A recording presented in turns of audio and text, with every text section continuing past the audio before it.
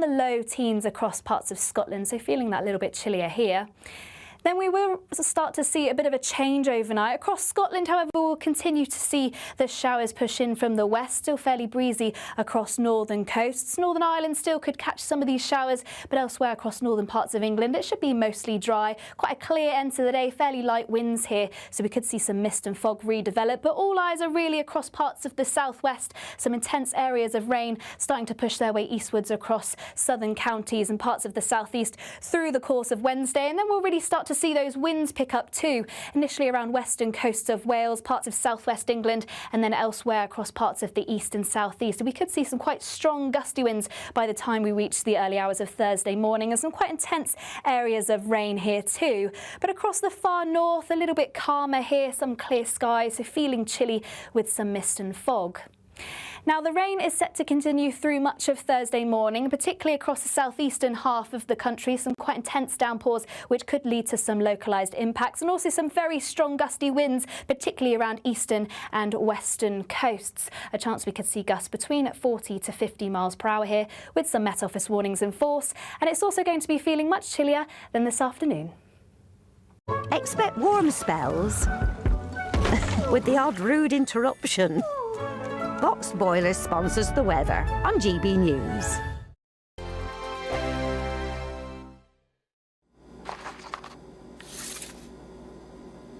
Crash Law 24 sponsors GB News Traffic and Travel Report. Good morning, this is the latest AI travel news from gbnews.com. The A720 eastbound is restricted between Calder and Baberton due to a broken down vehicle. On the M4 eastbound, expect congestion between junctions 28 and 26. The A19 southbound in Durham is partially closed between the A181 and A179 due to a collision. In Cheshire East, lane closures on the M6 northbound between junctions 19 and 20 are causing delays. In Dorset, the A35 westbound is fully closed between the A37 and A3066 due to a traffic collision. And on the trains, the Elizabeth Line and Great Western Railway face disruptions between Maidenhead and Reading.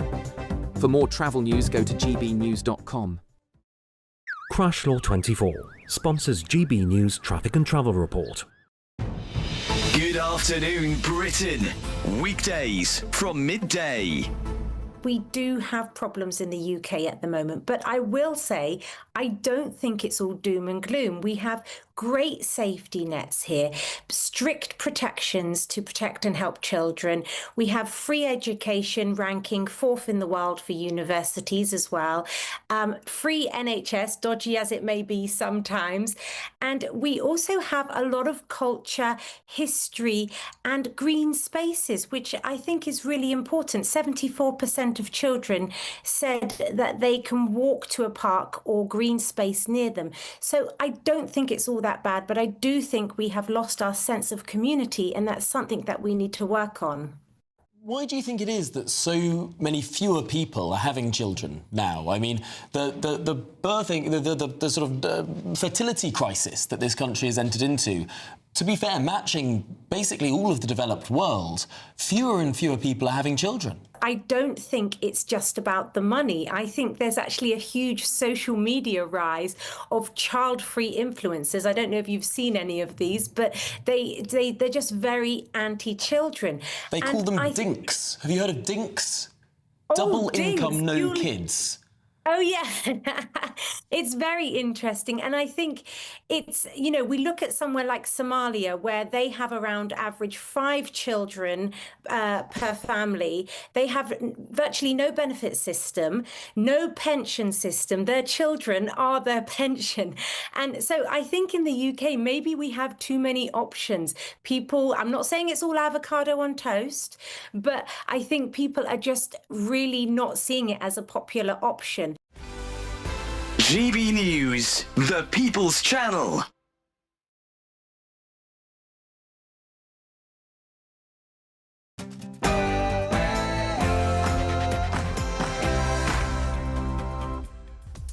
Good morning, it's 9:30 on Wednesday, the 22nd of October, live across the UK, Britain's Newsroom with Andrew Pearce and Miriam Cates.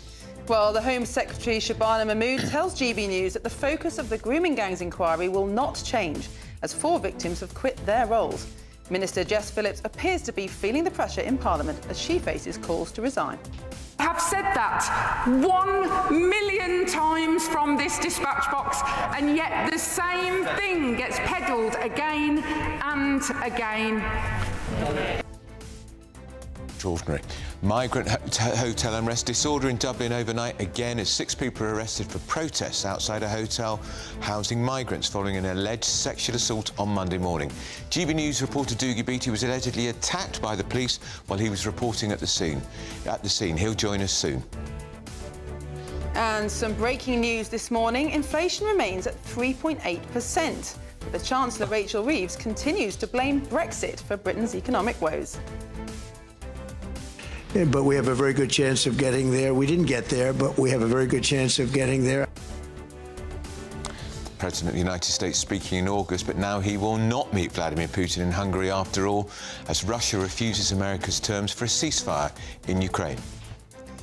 And we'll have the latest on a trans NHS row. 7 nurses are taking legal action against their NHS trust as a trans woman, a biological man, was allowed to use the women's changing rooms despite this ruling from the Supreme Court. The unanimous decision of this court is that the terms woman and sex in the Equality Act 2010 refer to a biological woman and biological sex.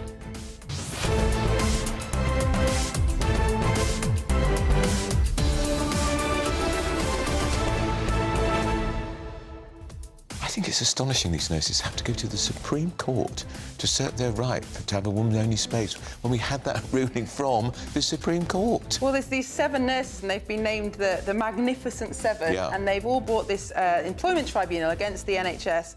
And one of the extraordinary facts of this case, Andrew, is that when they were forced to undress in front of this man, and when they complained about it, they were told to re-educate themselves, including to take education from the man himself. Just extraordinary. Really is. So we wish them very well in that case today, which will bring you up to date as soon as we get the ruling. Obviously, of course, we'd like to know what you think. Send your views, post your comments by visiting gbnews.com/yoursay. But first, here's your 60-second news update with Sam Francis.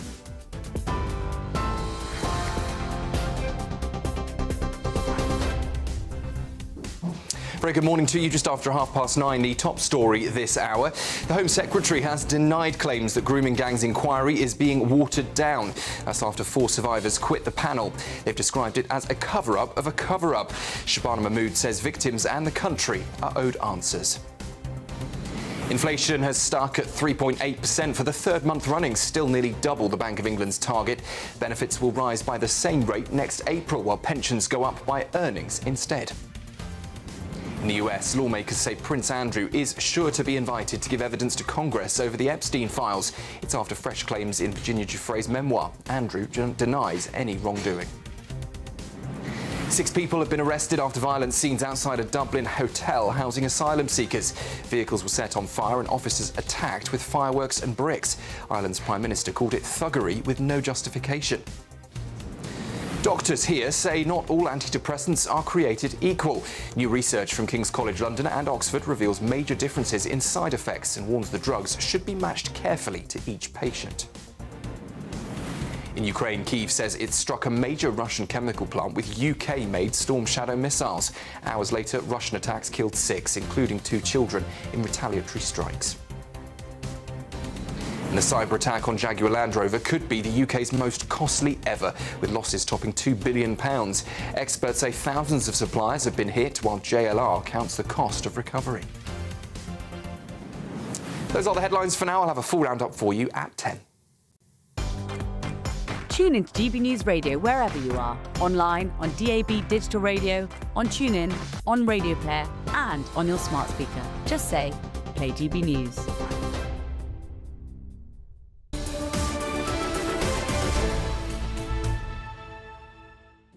Hello, good morning and welcome. This is Britain's Newsroom. We're live across the United Kingdom on GB News with Andrew Pearce and Miriam Cates.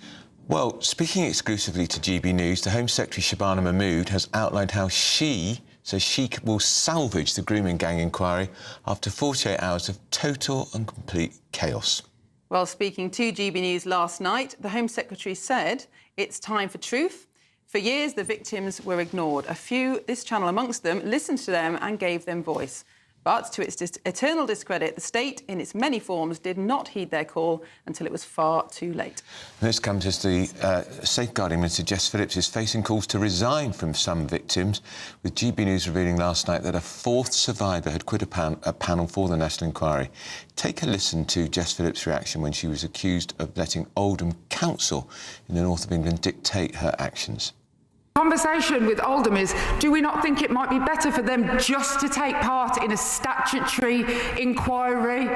That it is absolutely nothing to do with the idea that Oldham is telling me what to do. And the more people from that side, he can hold up his paper and have a smug face all he likes, but the fact of the matter is that there is absolutely no council in this country who will tell this inquiry where it can and cannot go. I have said that 1,000,000 times from this dispatch box, and yet the same thing gets peddled again and again. I thought her tone was extraordinary. Unrepentant, angry, noisy, and no wonder so many of the victims, survivors, feel they're not being listened to. She was hectoring. Yeah. Well, she was actually picked up on her tone by Caroline Johnson MP, who asked why she was being so aggressive, and Jess Phillips shouted back, "Because of you." But, yeah, she definitely lost her cool during that session. Well, joining us now in the studio is GB News national reporter Charlie Peters. Charlie, quite a number of new developments in this inquiry yesterday. Can you bring us up to date with the latest? I just want to pick up what she was saying about Oldham first. Jess Phillips there saying no council will tell us what we'll do here. She's got it the wrong way round. The Home Office is telling councils what they can do here. We revealed earlier this month that Oldham Council, which was promised an inquiry in January, was offered over the summer across several meetings a truth project instead of an inquiry. So it's not the case. What is a truth project? Well, that's a great question, Andrew. What is a truth project? It is an opportunity for people to come forward and share their stories. There's no statutory gathering of evidence. Right. It's a sort of almost like a guided therapy session is how it was described to me by one lawyer. God. That people can come forward and sort of explain what's happened to them. A report is gathered and then it's sort of moved on. ICSA, the Independent Inquiry into Child Sexual Abuse, they had quite an expansive truth project. It leads to no accountability, however. It doesn't lead to any evidence being gathered. Or It prosecutions. certainly doesn't lead to prosecutions. So for Jess Phillips to say no council's going to tell us what to do, lots of councils, I know that Oldham has been begging the Home Office for some direction, desperate to be told when can they launch that inquiry. Tom Crowther, Casey, the barrister who was appointed to lead the Oldham inquiry by Yvette Cooper in January, he has sounded frustrated earlier in this year about why that role hadn't started. Imagine how he feels now in October, still waiting, when we know that Oldham has been offered a truth project. So let's just put that to one side, however, because let's talk about the bigger picture as well here. 4 survivors now quitting the panel. One lady last night, Jessica, speaking to GB News about her decision to leave. Now, Jessica's never spoken to the media before about this. She gave evidence aged 12 about abuse she had. She secured 3 convictions against perpetrators. I can imagine what it feels like for someone like her, aged 12, being ignored when that evidence was given over 20 years ago, to now have the safeguarding minister in the House of Commons accusing essentially survivors of sharing misinformation and that their claims were untrue because we carried their fears about the widening of the scope. Now, it's no surprise that that 4th survivor has quit after Jess Phillips made that statement, because of course we knew when we did that reporting on those concerns that it was sent to them in an email. That this panel, which is independent of the Home Office, it's being organised by the Network for Women and Girls, but it was set up on behalf of the Home Office and they're being paid to be on that panel. They were asked, should it have an explicit focus on grooming gangs, or should this inquiry expand into broader questions? So you can imagine why survivors ignored, looked over for 20 years, get that question as a list of sort of issues for reflection ahead of a meeting, then suddenly start fearing that this inquiry is not going to be tightly focused on the grooming gang scandal. Jess Phillips, I think, did make a mistake, quite a grave mistake, referring to those claims as untrue, or those concerns as untrue. She's calling them liars. She's calling them lies, which is something that these survivors have experienced in the most appalling possible way all their lives, especially as children. We know in all of the areas where there have been big reports on this scandal, particularly in Rotherham, that children were referred to as unreliable sources in the J report and in evidence gathered by Jane Senior, a senior sort of social worker in the town. So it's an appalling thing to be kicked back at them, essentially. Sorry. And they've done a very brave thing, in a way, in leaving the inquiry, because in some ways this felt like their last hope to actually secure those convictions, to have their voices heard.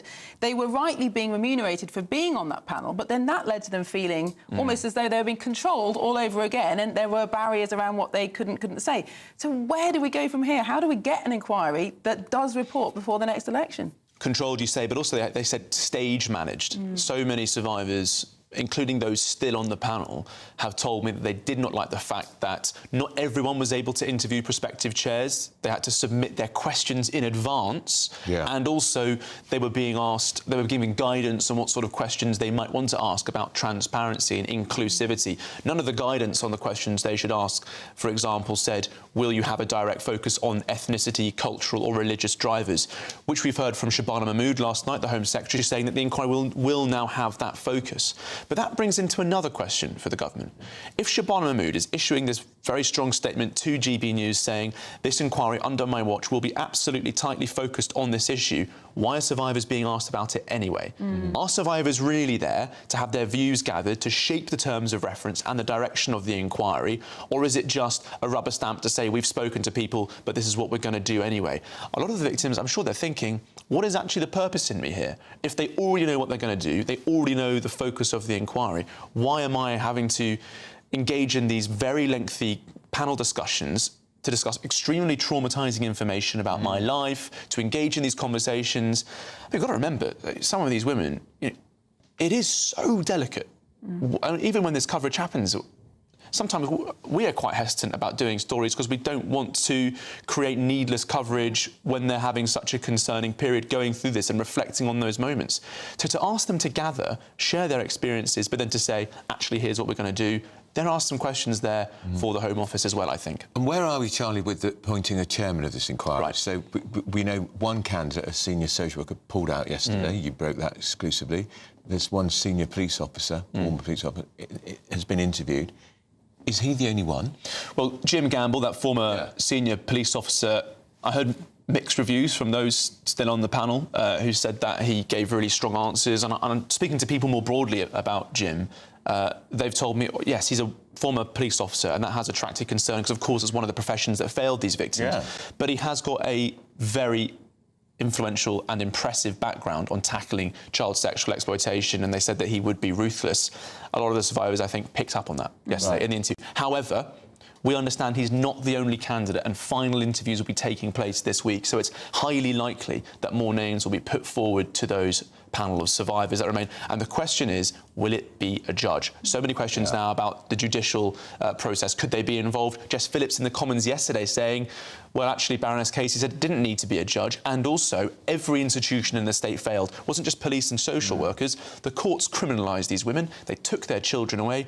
A judge isn't particularly special. On the other hand, lots of survivors say they'd only really trust a judge, and I'd say they want someone to gather complex information, which previous inquiries, perhaps ICSA didn't do. And will there be a limit on how long this inquiry drags on, or is this going to go on for years and years and be kicked into the long grass till after the election? Shabana Mahmood says time-limited 3 years. Jess Phillips says 3 years, time-limited 3 years. Now, we're already well over a year into this Parliament. With 4 months since this inquiry was announced, there are concerns also that even if it does find a chair soon and launch, they'll still need to do the evidence-gathering process, which could have been sped up had they launched those local inquiries in January. If we had reports coming in already from the likes of Oldham, from Bradford, from all those towns, then they'd be able to get going more rapidly. But because they didn't do that, they're going to have to go through a very difficult process, I think, of gathering that evidence. That's just not my analysis. That's come from David Greenwood, a senior solicitor who works very closely on these cases.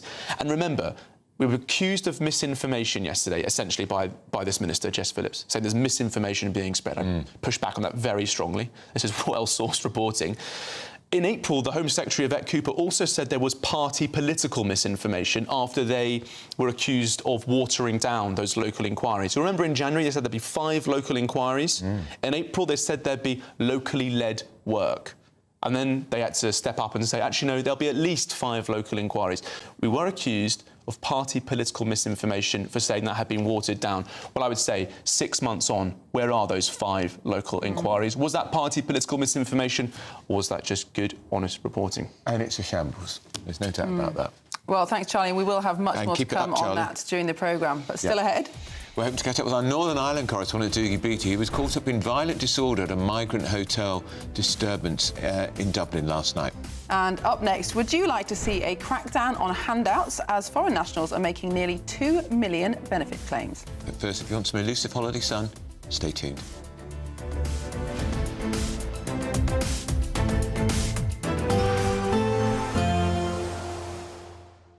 Can't wait to get in that sea. Lovely and warm. Just like the feeling of having great travel insurance. All Clear Travel Insurance sponsors GB News Travel Destinations Forecast.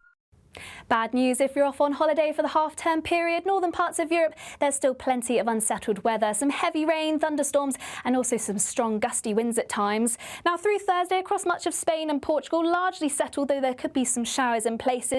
The main area of the unsettled weather are going to be in parts of France, Germany, also Italy and parts of Greece, where we could see some quite intense showers, some thunderstorms and some strong gusty winds, particularly across France. More sunshine around on Friday before a return of the showers over the weekend.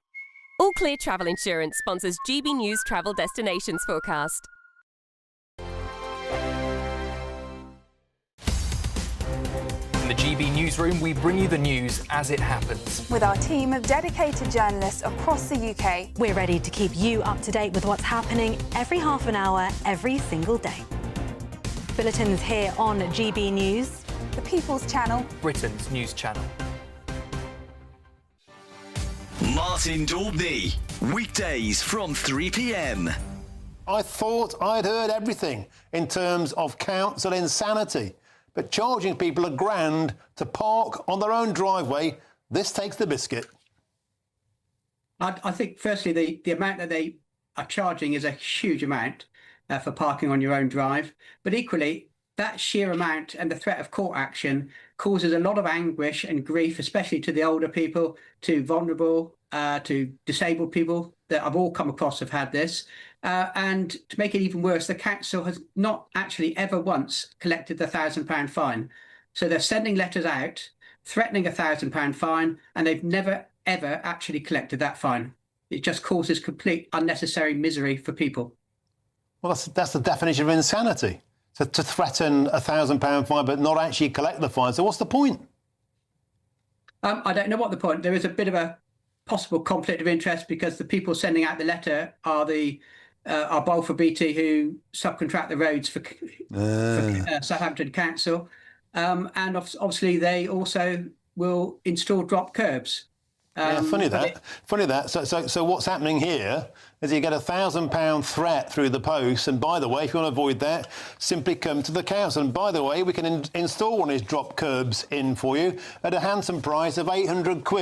£800 to get a curb in outside your house when you don't need it. You can go up a normal curb as it is, and I put it to you, every Englishman's home is his castle. This is the violation of that. Well, we've had cases where people are in council homes and they've been there for 40 years. They've been parking on their drive for 40 years, and suddenly they get a letter saying, sorry, £1,000 fine. GB News, the People's Channel. Britain was once the envy of the world. But look around. A nation that no longer knows what it is or where it's going. A country that's broken. How do we fix Britain? How do we bring it back? Friday night with Matt Goodwin at 8 p.m. Only on GB News. At GB News, we love to hear from you, our loyal community. So drop us a line at gbnews.com/yoursay. There you can talk to each other and also to the presenters live on air. gbnews.com/yoursay, because GB News is your channel, Britain's news channel.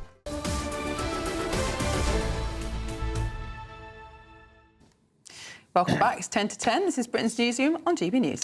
So, get this figure. Nearly 1.9 million foreign citizens, effectively 2 million, are claiming benefits in Britain. Of course, they are costing the government, well, let's rephrase it, costing us, the taxpayer, £10 billion last year alone. Well, an extra 1.5 million foreign-born claimants have since obtained British citizenship. That's according to the Labour Force survey, meaning that 3.4 million benefit claimants are foreign-born. Migrants become eligible for universal credit and other benefits only after obtaining indefinite leave to remain or refugee status. Remember, indefinite leave to remain is a big area which Reform say they're going to dramatically alter the rules. Yes. Guy Dampier is a senior researcher at the Prosperity Institute. He joins us now. Guy, good morning. Thanks for joining us. These are extraordinary figures, but not only that, they could be an underestimate because the Labour Force survey is no longer seen as a particularly accurate piece of polling. Good morning. Yes, unfortunately, 1.88 million is the headline figure, but it could actually be even higher. We don't properly know because, as you say, the statistics have not been that robust recently. There's been a lot of criticism of the LFS, especially in the Financial Times. So we could be looking at potentially over 2 million foreign nationals claiming some form of benefit, which obviously is an enormous amount of people and an enormous sum, and that burden is falling on the taxpayer. And what benefit are they claiming primarily, Guy, and why are they claiming it? So primarily they're claiming universal credit. So once you've got indefinite leave to remain, you've got access to that, and that's you can do it basically if you've got any issues financially, if you need any assistance. The problem there essentially is one of low-skilled migration, that we're bringing people in on work visas, and the work that they're doing is not terribly highly skilled. And so when they do get indefinite leave to remain after their 5 years of work, they are requiring assistance from the taxpayer. I don't understand. If they're managing for those 5 years before they get indefinite leave to remain without benefits, why suddenly do we have to start giving them handouts? Well, that's unfortunately the nature of indefinite leave to remain. It's a form of residency, and once you've got residency, you have access in the same way that a British citizen does. There's no real discrimination between them, which is one reason why the Conservatives and Reform have basically said that they will either significantly increase the amount of time before you get ILR, or in the case of Reform, just abolish the whole thing entirely. Yeah. Now, I assume that is the explanation then for the reason that payments have increased so much over recent years. So in March this year, March 2025, foreign nationals claimed £941 million in benefits, so nearly £1 billion, which was up from £726 million just a year earlier, so over a third increase. So are you saying that's because in that time, a certain number of people who came into the country 5 years ago suddenly qualified for ILR? Yeah, so there's basically a time lag on all of this, which is one reason why we should expect that this actually, again, is a low estimate. This will be getting higher and higher because we've had an unprecedented wave of immigration in the last few years, which means that those people will start getting access to indefinite leave to remain in the next couple of years, at which point they will be able to go onto universal credit. The other way that people are getting onto this quite often is the EU settlement scheme. So as part of our withdrawal from the EU, we allowed people to go on the EU SS, and that allows them to access benefits. And somewhat bizarrely, considering we left the European Union in 2019, people have continued to go onto the EU SS. So we have this rather odd situation where the majority of people on benefits in the country, foreigners on benefits, are EU citizens who come from countries with perfectly good welfare states of their own. Oh. So how does this compare, very briefly, to other countries? Are any other countries this generous? Unfortunately, some are. I mean, if you look at something like Germany, for example, it's around about 50% of all people on Bürgergeld, which is their main form of benefit, are foreign nationals, and they send quite literally hundreds of millions of euros overseas to people who are not necessarily even German nationals, but are living overseas and have some ability to access Bürgergeld. That, unfortunately, is very common across all countries that have a welfare state, which I think is why everyone is moving towards greater restrictions, because everyone understands that a welfare state can only work on a national level. As soon as you introduce mass immigration into the equation, it becomes completely disastrous. Thank you, Guy. We're going to have to leave it there, but food for thought. Certainly is. I think people watching or listening will be foaming at the mouth. They will. Well, we do need to say that the Prosperity Institute is owned by the Legatum Group, which is also one of the lead investors in the holding company of GBNews. Now, still ahead, find out why GPs could be in the firing line for the Chancellor's budget next month if we don't have a big enough shortage of GPs. Honest to God. This is Britain's Newsroom, Britain's favourite morning show on GB News. Expect warm spells with the odd rude interruption. Box Boilers sponsors the weather on GB News.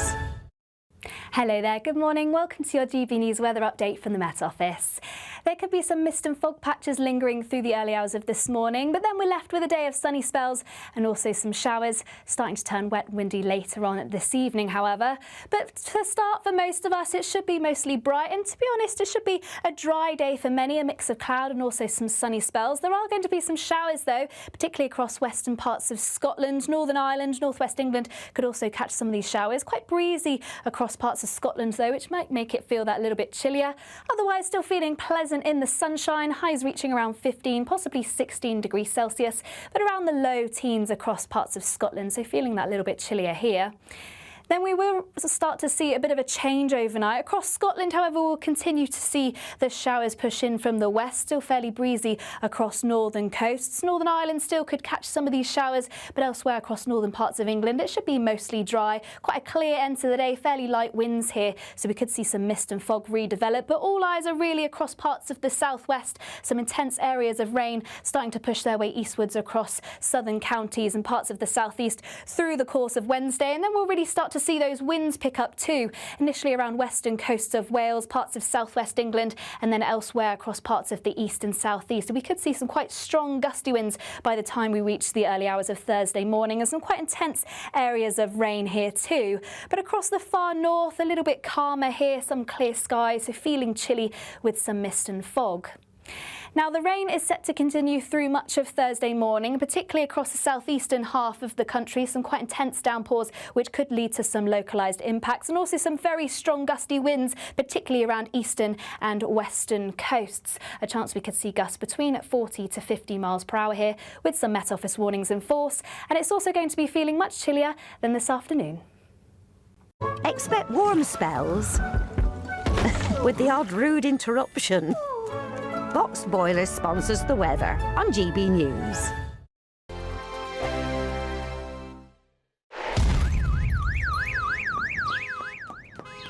Crash Law 24 sponsors GB News Traffic and Travel Report. Good morning. This is the latest AI travel news from gbnews.com. The M80 southbound at Junction 1 is delayed due to a hazard near the carriageway. Expect additional travel time.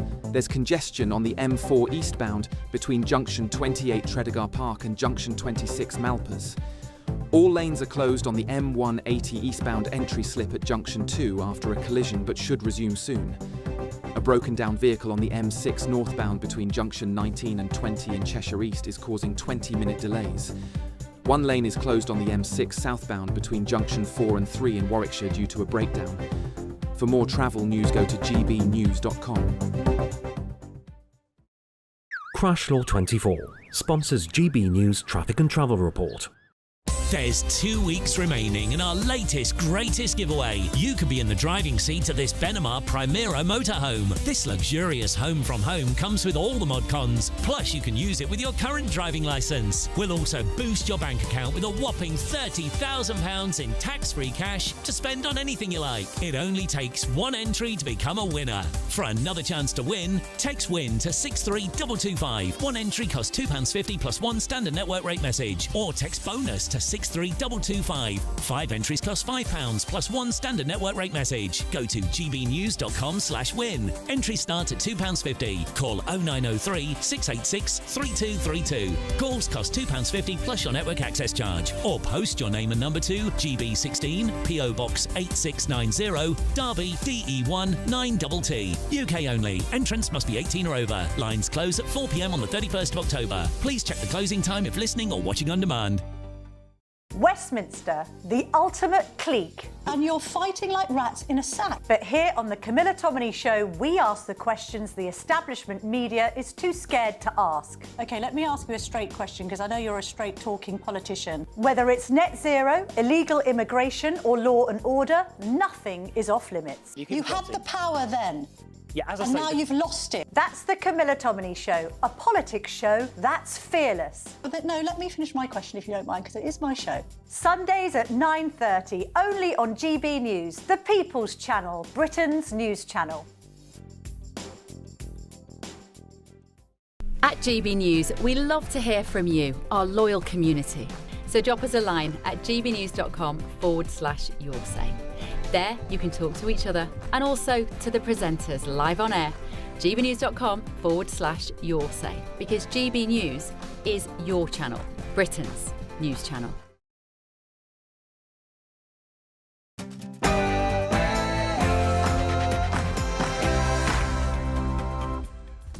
Good morning, it's 10 o'clock on Wednesday the 22nd of October. We are live across the United Kingdom. This is Britain's Newsroom with Andrew Pearce and Miriam Cates. So the Home Secretary Shabana Mahmood has told GB News that the focus of the grooming gangs inquiry will not change. This is now as 4 victims have quit their roles. Minister Safeguarding Minister Jess Phillips appears to be feeling the pressure in Parliament as she faces calls to resign. I have said that 1,000,000 times from this dispatch box, and yet the same thing gets peddled again and again. 1,000,000 times, but it was just one letter to the Home Affairs Select Committee referring to claims about the scope being widened as untrue that has led to so much survivor anger, with many telling GB News they want Jess Phillips to resign. And elsewhere, more migrant hotel unrest.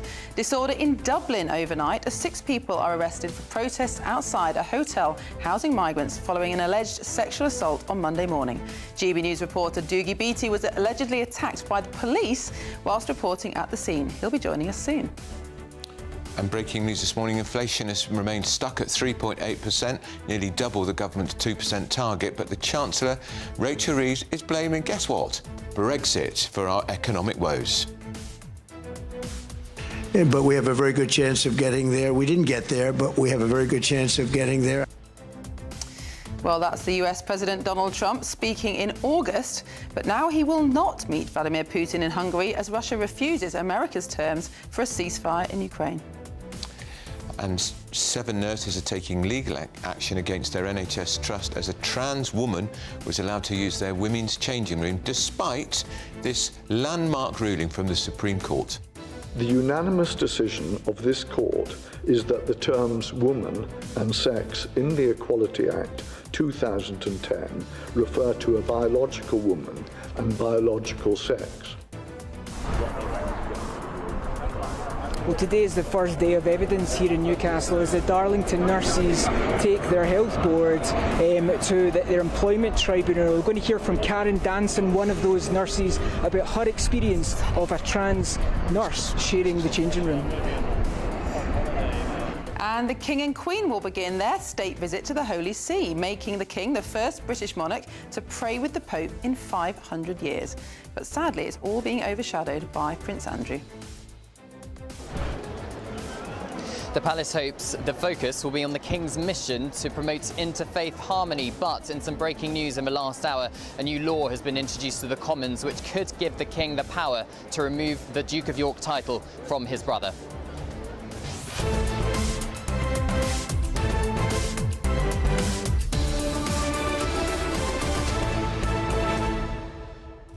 Andrew, it's really fascinating, this visit to Rome, and I'm understanding that it's all been very carefully choreographed. Sure. There's a Roman Catholic choir as well as an Anglican choir. Yeah. It's all going to be very ecumenical. Yeah, and I'm thrilled as a Roman Catholic. I think it's fantastic, and I think this new Pope is going to be a really good reforming Pope. I still think the praying tomorrow will dominate. Prince Andrew.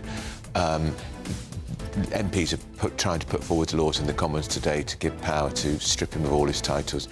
It's not going to happen. Insane. Not going to happen. Well, I hope not. It's a waste of parliamentary time, and you should be careful what you wish for. Yeah, exactly. Well, we'd love to know what you think. Send your views and post your comments by visiting gbnews.com/your say. But first, here's the news with Sam Francis.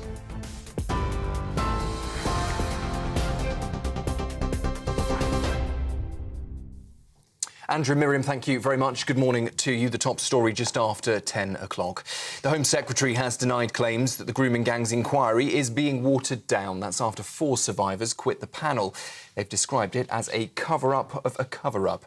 Shabana Mahmood says it's with a heavy heart she learned about the resignations, insisting the door remains open for them to return. She insists both survivors and the country are owed answers and that the inquiry will stay focused on exposing the truth about grooming gangs.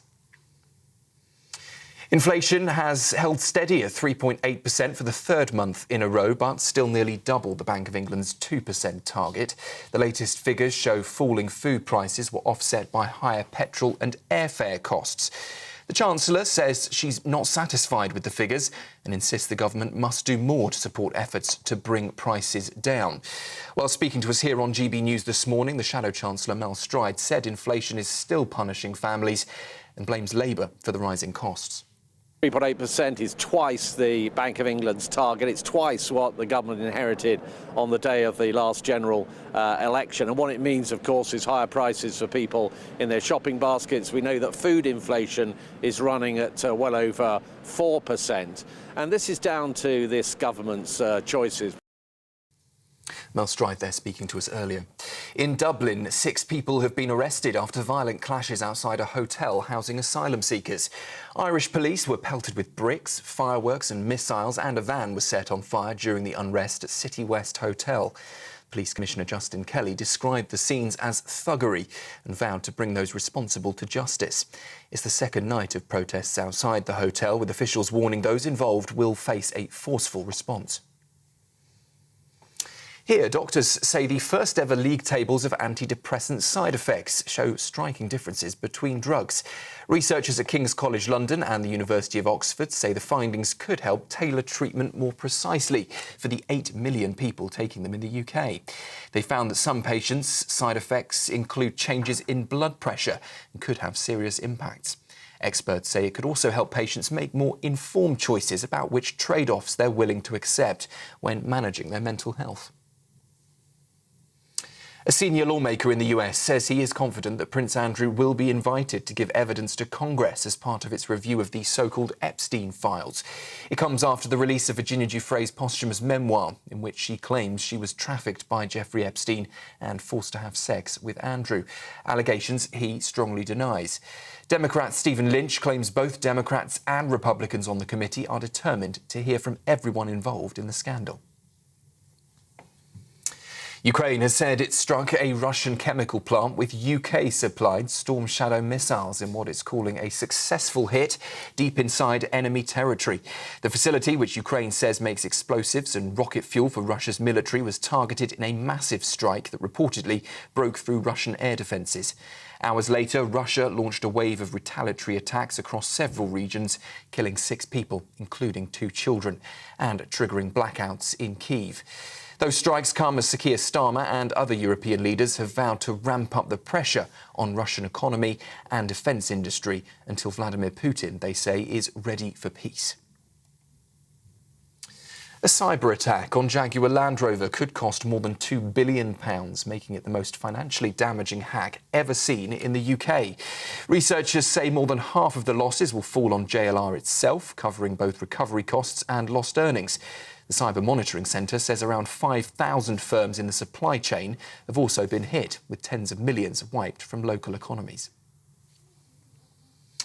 And Eurostar has announced plans to introduce the first ever double-decker high-speed trains through the Channel Tunnel.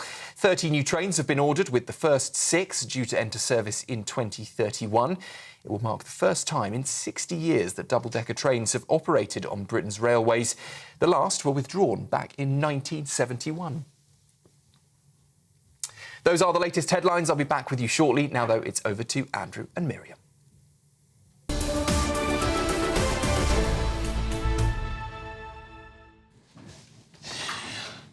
Hello and welcome. This is Britain's Newsroom, live across the UK on GB News with Andrew and Miriam. Well, let's see what you've been saying on gbnews.com/your say. Lots of comments, of course, about the latest on the grooming gangs inquiry. Martin says, Shabana Mahmood talks tough on the grooming gangs and illegal immigrants, but where's the action? Great question. Yeah. And then Grace said, on the grooming gangs, it's not just Labour, Conservatives are culpable too for this. And then on our story about 1.9 million non-British residents, non-British nationals claiming benefits, Andy says they're telling the pensioners they can't afford our measly pensions, but of course paying all these benefits to non-British nationals. I mean, to be fair to the Tories, they did set up the J inquiry, but that was a broad sweep into a handful of pages on the actual handful of pages on grooming gangs. It really did no justice to the issue. And of course, umpteen chairs resigned in the process. It wasn't exactly a smooth inquiry. Wasn't she about the fourth choice, Alexis, Jay? I can't remember, but yes, certainly something like along those lines. Well, back to immigration, and a migrant hotel protest erupted in Dublin overnight after a man was charged for sexually assaulting a girl. GBNews Northern Ireland correspondent was at the scene and spoke to Patrick Christie's last night.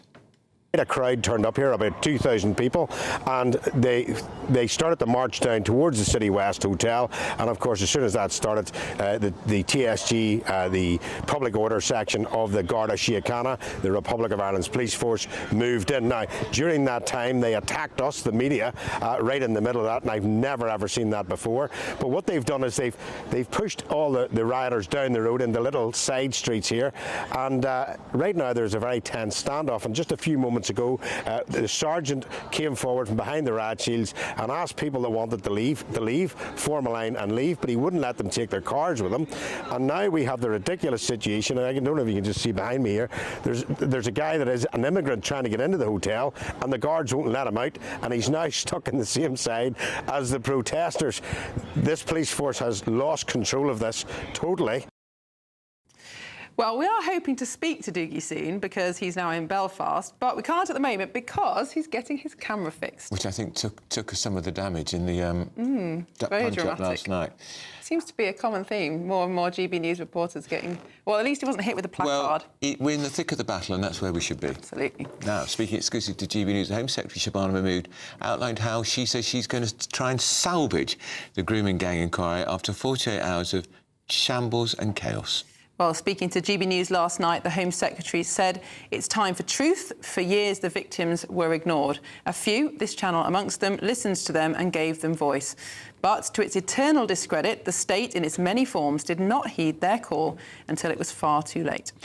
This comes as Jess Phillips, who is the Safeguarding Minister, facing calls to resign from her extraordinary performance in the Commons yesterday, as GB News can reveal a fourth survivor has quit that panel for the National Inquiry. Well, joining us now in the studio is GB News national reporter Charlie Peters. Charlie, it was an extraordinary hour or so in the Commons. Jess Phillips, very, very animated, very emotional, keen to stress that she absolutely was not watering down this inquiry. But it became quite heated and quite political. Yeah, and this issue has become, I hate this phrase, a political football, hasn't it? People increasingly engaging with this crisis to promote arguments, and we are seeing the tone in the chamber, I think, descend extraordinarily into sort of mudslinging away from quite legitimate political criticisms, but also important ways to improve the process and also to get to the justice here. But Jess Phillips can hardly be distressed that some people are angry when she's written a letter to MPs saying that some claims are untrue about concerns about widening the scope, when we knew, and we revealed yesterday, that survivors on a panel had been sent a question before a meeting saying, do you want an explicit focus on grooming gangs or an expansion into wider concerns about child sexual abuse and exploitation? So we've now seen... And who wrote that letter to them? It was written by the Network for Women and Girls, and that is the charity organising this panel and engaging with them, but sanctioned by the Home Office, organised by the Home Office, engaging with the government for this process. Independent but connected. The panel that is channeling information, the government say, towards the forming the terms of reference for their inquiry. But because of the row that we saw, Miriam, and I think a lot of the anger involved there, and I think the display from Jess Phillips, referring to Robbie Moore, the MP for Keighley Linkley, having a smug face and waving paper, we've not heard from her since. And Shabana Mahmood, the Home Secretary, has come in to issue this statement saying, let's be clear, we're going to look at this very seriously. There's going to be a moment of reckoning. Language she used in May in an interview with The Spectator. Before this inquiry was ever announced, she said a moment of reckoning was still required for the grooming gangs. That's her language. Reading that statement to us, I do feel as though she wrote it. It's not an aid. I do get the sense that Shabana Mahmood really does believe it when she says a moment of reckoning has come, in part because she's used that language before. But also, I'd like viewers and listeners to think, when Shabana Mahmood says that the government is absolutely going to be very focused on the ethnicity and cultural and religious motivations behind this crime, think about a month earlier when she said that Nigel Farage was worse than a racist for talking about immigration plans. I don't think it's possible for a politician to claim, on the one hand, they're going to overcome all the political correctness that led to the cover-up of this crisis, while also at the same time calling politicians for putting forward immigration plans worse than a racist. Yeah. I don't think these two worldviews can live side by side. And I think a lot of people want to trust this inquiry. They want to know it's going to have that tightly focused scope. A lot of lawyers, a lot of survivors all saying they really are hoping this can happen. But even if they're saying the right thing on this, they're not saying the right thing elsewhere in broader concerns about political correctness, about speaking honestly, about concerns people have in this country about immigration, about multiculturalism, and about, frankly, also clannishness, networks and abuse gangs. If there's any more delicate and difficult conversation to have, it's that. Why is there a disproportionate overrepresentation of Pakistanis in this form of abuse? Does it make you worse than a racist to discuss that as well? Shabana Mahmood clearly thinks not, but also is having these lines of criticism towards Nigel Farage and other politicians for sharing concerns about immigration. And the Minister on the broadcast around 20, Emma Reynolds, told GBNews today they won't shy away from looking at the ethnicity of the majority of perpetrators, although I noticed she did not use the word Pakistani origin, which Baroness Casey in her audit of this did. She was explicit. And the conversation has changed so much now that it's remarkable to see so many Labour politicians using stronger language than Conservatives ever did. And I really do get the sense that for a lot of Tories, they sort of only realised how bad this problem was in January, when Elon Musk started sharing a lot of our reporting and some of the transcripts came out and some more information about the extent of this national crisis. A lot of people, until January, I think, just thought this is a northern problem, just isolated to a few sort of former mining or mill towns in the north of England. To demonstrate it's a national problem, all that information has been there for a long time. It is a failure of the entire political class that it's only taken to now for this to happen. So blame is shared on all sides, which is why perhaps there should be a little less shouting in the House of Commons. And certainly survivors feel the same way. They're angry, don't get me wrong. They feel anger as well. They shout sometimes when they talk about this issue, but they do want politicians to speak clearly and honestly and not accuse each other of being untrue or being smug and all the rest of it. And I assume they want the inquiry to be meticulous, well thought through, not driven actually by emotion, although obviously it is an emotive issue. And sadly, that display does make it look all very emotional, not very controlled, which is, of course, the last thing that they will want. And controlled. I mean, that language is really key because of the 4 survivors who've quit, all of them have told us at GB News that one of the reasons why they're leaving is a sense of them being managed, stage managed, controlled, silenced. They didn't think they could raise concerns explicitly. Eliane Reynolds, a survivor from Barrow, who's got convictions against 3 brothers. If you really want to know about clans and networks, look at Barrow.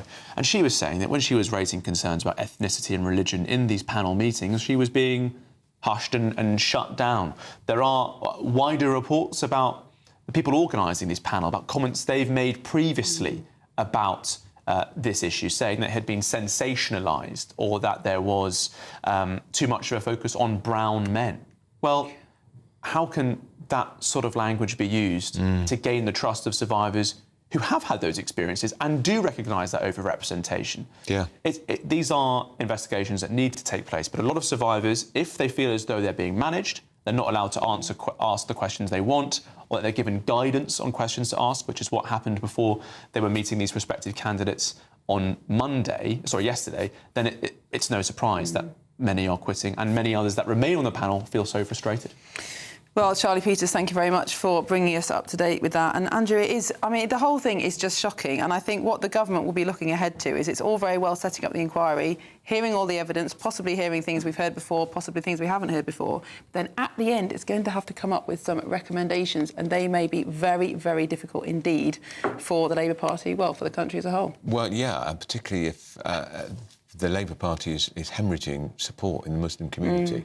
And I'm sure this is all a factor in this delay with this inquiry. No doubt. Well, moving on now, and time is ticking on for your chance to win the biggest prize of the year in our current Great British Giveaway. There are just 2 weeks left to get your entry in. You could win a brand new motorhome and £30,000 in tax-free cash. Here are all the details you need.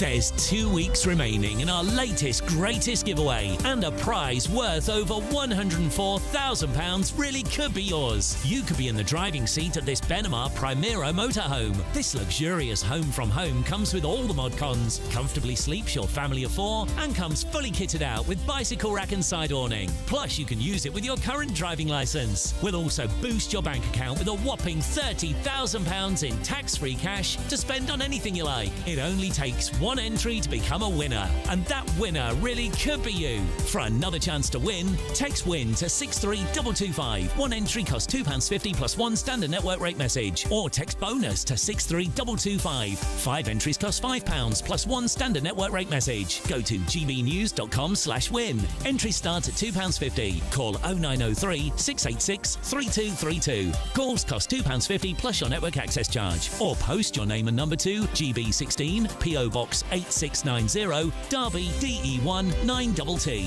UK only. Entrants must be 18 or over. Lines close at 4 p.m. on the 31st of October. The winner will be contacted live on GB News, week commencing 10th November. Please check the closing time if listening or watching on demand. Good luck. Well, coming up next, the Chancellor Rachel Reeves is blaming Brexit for forcing her to take action in the budget next month. Does she have a point? No. We'll be going through that and more with the former Labour MP Stephen Pound and the broadcaster Mike Parry, our very own Statler and Waldorf. There they are, all ready to go. But first of all, if you're in search of some holiday sun, here's the forecast for some of the top European destinations. From the school run to the home run, watch a new show for all of Britain. He can say whatever he wants. A straight-talking show where all voices are heard. And, you know, when are we going to stop talking about smashing the gangs and actually do it? With the stories that matter from every part of our country. There's a bit of a crash landing there for your Chancellor. Bold, fearless and standing up for you. That's me, Martin Daubney, 3 p.m. till 6 p.m, weekdays, here only on GB News. The People's Channel, Britain's news channel. Good afternoon, Britain. Weekdays from midday. Prince William has launched this new national suicide prevention campaign around the country, £1 million of funding, helping organisations in each country within the United Kingdom. In order to launch it, he spoke to one mother with a very powerful story and actually got the most emotional I've ever seen him. So let's take a look at that clip, if we can. Just like to sit him down like this and just say, why didn't you come to me? Because he's missed out on just so much joy and we would have been okay. You okay? I'm sorry, it's hard to ask you questions that I know. Hard, and you've experienced loss yourself. So that lady, Rianne there, her 1-year-old son died of pneumonia, and 5 days later, her husband, the son's father, took his own life. He killed himself. And what Rianne was telling the prince there was why she didn't have any signs. Why didn't you talk to me about this? Why didn't you say that you were struggling? And that's why the prince got so emotional. Of course, he's campaigned a lot for mental health provision and also to break down the stigmas when it comes to male mental health. And of course, with his own personal story of losing his mother so young, I think it just hit William quite hard. Oh, he's so lovely, isn't he? What a beautiful man. So often in these conversations, we talk about young people, we talk about schoolgirls' mental health. Very, very important, of course. But we aren't seeing an epidemic of suicide there. We're seeing an epidemic of suicide amongst men in their 30s and their 40s. Yeah. This is a specifically male issue for people that, aren't super young or super old. This is a specific problem for a specific demographic that doesn't often get spoken about. The People's Channel. Westminster's full of talk, but out here, it's the real world. Am I allowed to talk now? No, that's it. This is where it matters, real people and real lives. That's what politics is all about. In fact, has Trump made a good start? No. Straight answers, no spin, and just a couple of pints. How many fingers have I got up? About 10. So join me for Lee Anderson's Real World every Friday at 7 p.m, only on GB News. The People's Channel, Britain's news channel.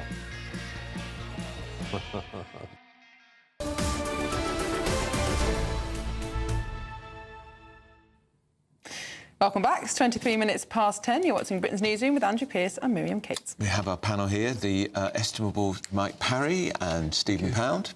Oh, thank you, darling.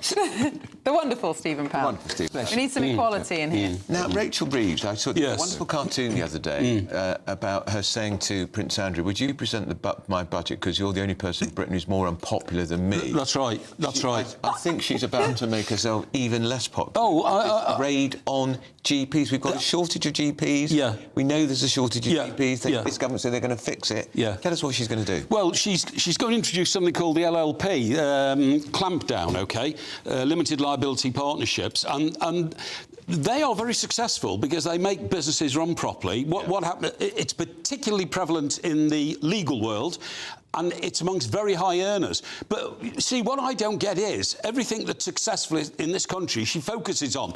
Lawyers and the legal profession in this country is one of our biggest overseas earners, right? But she wants to attack it and smash it to bits. The betting and gambling industry in this country is the most successful in the world, but she wants to smash it to bits. It's outrageous. Anything that works in this country, anything that makes a profit, she's going to focus on it and say, I need that money. But we know that the only way that you can balance the books in this country is to stop public spending, not keep taking money out of people's pockets so they can't spend it in the wider economy. And specifically with GPs, Mike, they're structured in a way that they're an employer. Yep. So she's going, and they operate through a company. That's right. So they don't pay national insurance. That's right. But she's now going to whack them with national insurance, which is going to... They will pay some national insurance, but they hang on a second. to pay themselves very low amounts. A couple of points of sanity. Firstly, I can't... In a long... sanity? Well, that's a change. In a long and very undistinguished political career, I cannot think of a single Chancellor of the Exchequer who was popular, going back to Tony Barber. I think they've all been... I don't agree. Rishi Sunak, during COVID, when Nigel Lawson. Rishi dine out to skip... Hang on, Nigel Lawson was incredibly popular. Nigel Lawson was, when he was Chancellor and I was a reporter on an evening newspaper, one month I opened my payslip and I had £17 more than I had the month before because he'd reduced income tax on middle earners. Barely enough for two Starbucks. No, but that meant we could go to the pub for longer, we could go to the Chinese takeaway for longer, it revived the economy. So you're keeping the money in the country. But look, here's the interesting thing. Doctors don't work for the NHS. Doctors are private employees. GPs, sorry, specifically GPs. Well, don't forget, most of consultant surgeons only work part-time for the NHS. You know, the deal that Nye Bevan negotiated with the doctors back in 1948 was that they actually allowed about a third of the time for private practice. But the thing is, you're absolutely right, Miriam, that their staff will be paying national insurance because most, the doctor surgeries, you have, receptionists and everything. But I have to say, in some ways, Mike's talking about as if Rachel Reeves wakes up in the morning and says, who can I damn and destroy? Oh, she does. But she Mike, doesn't. The problem is... The thing is, it's a scam. If you've got these people who are trying to dodge tax by... They're not trying to dodge tax. It's like IR38, where people would leave a job on Friday and start again on Monday as a company. But, Stephen, the problem is that high earners are taxed so highly in this country that they understandably look at ways of reducing their tax, whether that's through a limited liability partnership, through a limited company, where they can pay themselves in different ways. Now, you can argue that that's wrong, but if you're facing 60, 70, 80% tax rate, so it's not worth working unless you do that, you can understand why this is the BBC mod, but everybody at the BBC, people like Gary Lineker do that. But look, I think the one thing that a cold shower of reality on this particular thing, and I may say I'm criticising the left on this, was I think you'll find that there's about 250 people who you could actually call billionaires in this country. And I think they've all left. No, they're still here. But they are. The tiny number of people in the higher earning bracket pay 27% of all the tax in this country. The idea that you can hit the top whack is simply for the birth. No. In these proposals, some individuals... Are you saying we should be whacking the billionaires? There's not enough of them. Some individuals in this proposal will pay up to £27,000 more in tax a year. That's absolutely outrageous. It doesn't matter how much you earn. And, Stephen, you must have noticed that Ferrari are now sending fewer cars to this country because so many of our millionaires who run companies in this country and employ people have gone that way to Italy, to Milan, have gone to Dubai. She is throttling the economy. I've said it before, and I'll say it again. I'm sorry, Stephen, you've got to listen to me. She is economically illiterate. Yeah. Rachel Reeves is economic illiterate. She doesn't understand that if you keep taxing people, they in turn lose their jobs, they in turn pay less tax, she in turn goes back and wants more tax out of a diminishing pot. Yeah, well, hang on a second. The answer to that is, do you grow the cake? And the whole point about increasing productivity... Oh, yeah,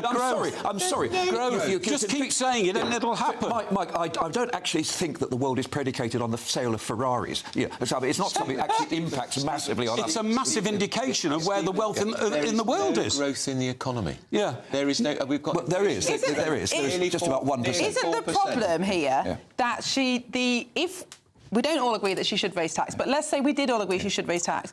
The soundest way to do it, the cleanest way to do it, the fairest way to do it is to put the basic rate up, which is at historic lows. But she's promised she won't do that, so she has to look at all these other loopholes to try and close. Of course, absolutely. But we should have had that flat 22% rate introduced years ago, shouldn't we? Then if everybody pays that, everybody's paying fairly. But the thing is, it's envy. That's what gets me. Labour, in their DNA, say to themselves, we must tax everybody very heavily, we must attack the rich, we must attack aspiration because we're envious. Mike, I'll allow you that if you allow me to say what I hate. The other is hatred. I think that the fact that there are people who actually seem to hate everything that Rachel Reeves does without actually going into the details. But look, the reality of the situation is we've got to grow the economy. We've got very low productivity. The flat rate tax was tried in Estonia. And it's failed. It simply doesn't They didn't know how to do it. Do you know that the flat rate... Excuse me, do you know that the council tax on my second home has just coming home now, isn't it? Just doubled, right? You know, I mean, that is shocking. Can we blame the Liberals for that? You don't... Sorry? Liberal Democrat Council? No. You don't budget for that. It just happens, and it's an outrage. Well, she thinks landlords are all Peter Ackman. Oh, I'm sorry. Absolutely. But that's not even the landlord part of my property investment. That's where I would like to live sometimes at the weekend and all that.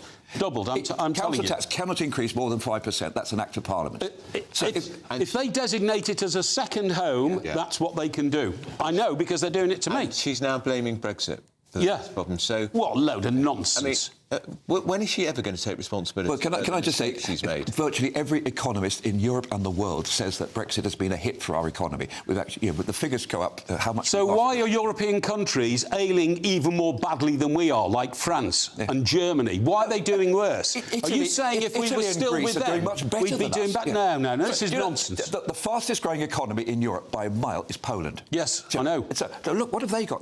They actually have a higher rate of tax, and they have a better public realm. They have better public services. And people from this country who've been third or fourth generation Poles are going back. Yeah. Well, and so they should. Mike, it's a great country. No, you're not kidding. It's a great country, and they spend 5% on defence as well. We need to. The only second home I've got is a shed on my allotment. So when we come back, we want to ask you why you think you walk like John Wayne, Stephen Pound.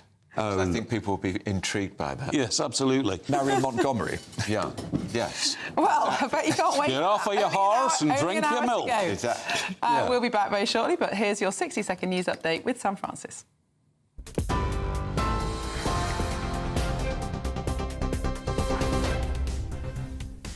Very good morning to you. Just after 10:30, the top stories this hour. The Home Secretary has denied that grooming gangs inquiry is being watered down after 4 survivors quit, calling it a cover-up of a cover-up. Shabana Mahmood says it was with a heavy heart she learned of the resignations, insisting survivors and the public are owed answers. Inflation has stuck at 3.8% for the third month running, still nearly double the Bank of England's target of 2%. Benefits will rise by the same rate next April, while pensions go up by earnings instead. In the US, lawmakers say Prince Andrew is sure to be invited to give evidence to Congress over the Epstein files. It's after fresh claims in Virginia Giuffre's memoir. Andrew denies any wrongdoing. Breaking this morning in Dublin, 5 men have now been charged after violent scenes outside a hotel housing asylum seekers. Vehicles were set on fire and officers attacked with fireworks and bricks. They're due in court later today following last night's unrest at City West Hotel. Here, doctors say not all antidepressants are created equal. New research from King's College London and Oxford reveals major differences in side effects and warns the drugs should be matched carefully to each patient. In Ukraine, Kyiv says it struck a major Russian chemical plant with UK-made Storm Shadow missiles. Hours later, Russian attacks killed 6, including 2 children, in retaliatory strikes. And the cyber attack on Jaguar Land Rover could be the UK's most costly ever, with losses topping £2 billion. Experts say thousands of suppliers have also been hit, while JLR counts the cost of recovery. Those are the headlines for now. I'll be back with a full roundup at 11.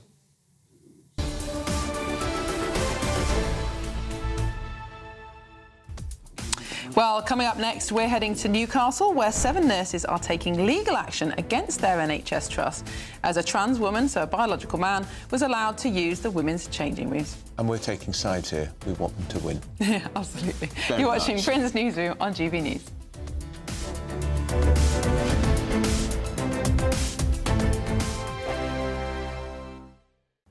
Hello there, good morning. Welcome to your GB News weather update from the Met Office. There could be some mist and fog patches lingering through the early hours of this morning, but then we're left with a day of sunny spells and also some showers, starting to turn wet and windy later on this evening, however. But to start, for most of us, it should be mostly bright, and to be honest, it should be a dry day for many, a mix of cloud and also some sunny spells. There are going to be some showers, though, particularly across western parts of Scotland, Northern Ireland, northwest England could also catch some of these showers. Quite breezy across parts of Scotland, though, which might make it feel that little bit chillier. Otherwise, still feeling pleasant in the sunshine, highs reaching around 15, possibly 16 degrees Celsius, but around the low teens across parts of Scotland, so feeling that little bit chillier here. Then we will start to see a bit of a change overnight. Across Scotland, however, we'll continue to see the showers push in from the west, still fairly breezy across northern coasts. Northern Ireland still could catch some of these showers, but elsewhere across northern parts of England, it should be mostly dry. Quite a clear end to the day, fairly light winds here, so we could see some mist and fog redevelop, but all eyes are really across parts of the southwest. Some intense areas of rain starting to push their way eastwards across southern counties and parts of the southeast through the course of Wednesday, and then we'll really start to see those winds pick up too, initially around western coasts of Wales, parts of southwest England, and then elsewhere across parts of the east and southeast. So we could see some quite strong gusty winds by the time we reach the early hours of Thursday morning, and some quite intense areas of rain here too. But across the far north, a little bit calmer here, some clear skies, so feeling chilly with some mist and fog. Now, the rain is set to continue through much of Thursday morning, particularly across the southeastern half of the country. Some quite intense downpours, which could lead to some localised impacts, and also some very strong gusty winds, particularly around eastern and western coasts. A chance we could see gusts between 40 to 50 miles per hour here, with some Met Office warnings in force. And it's also going to be feeling much chillier than this afternoon.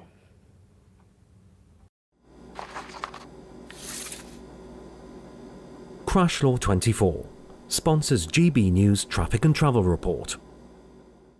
Good morning.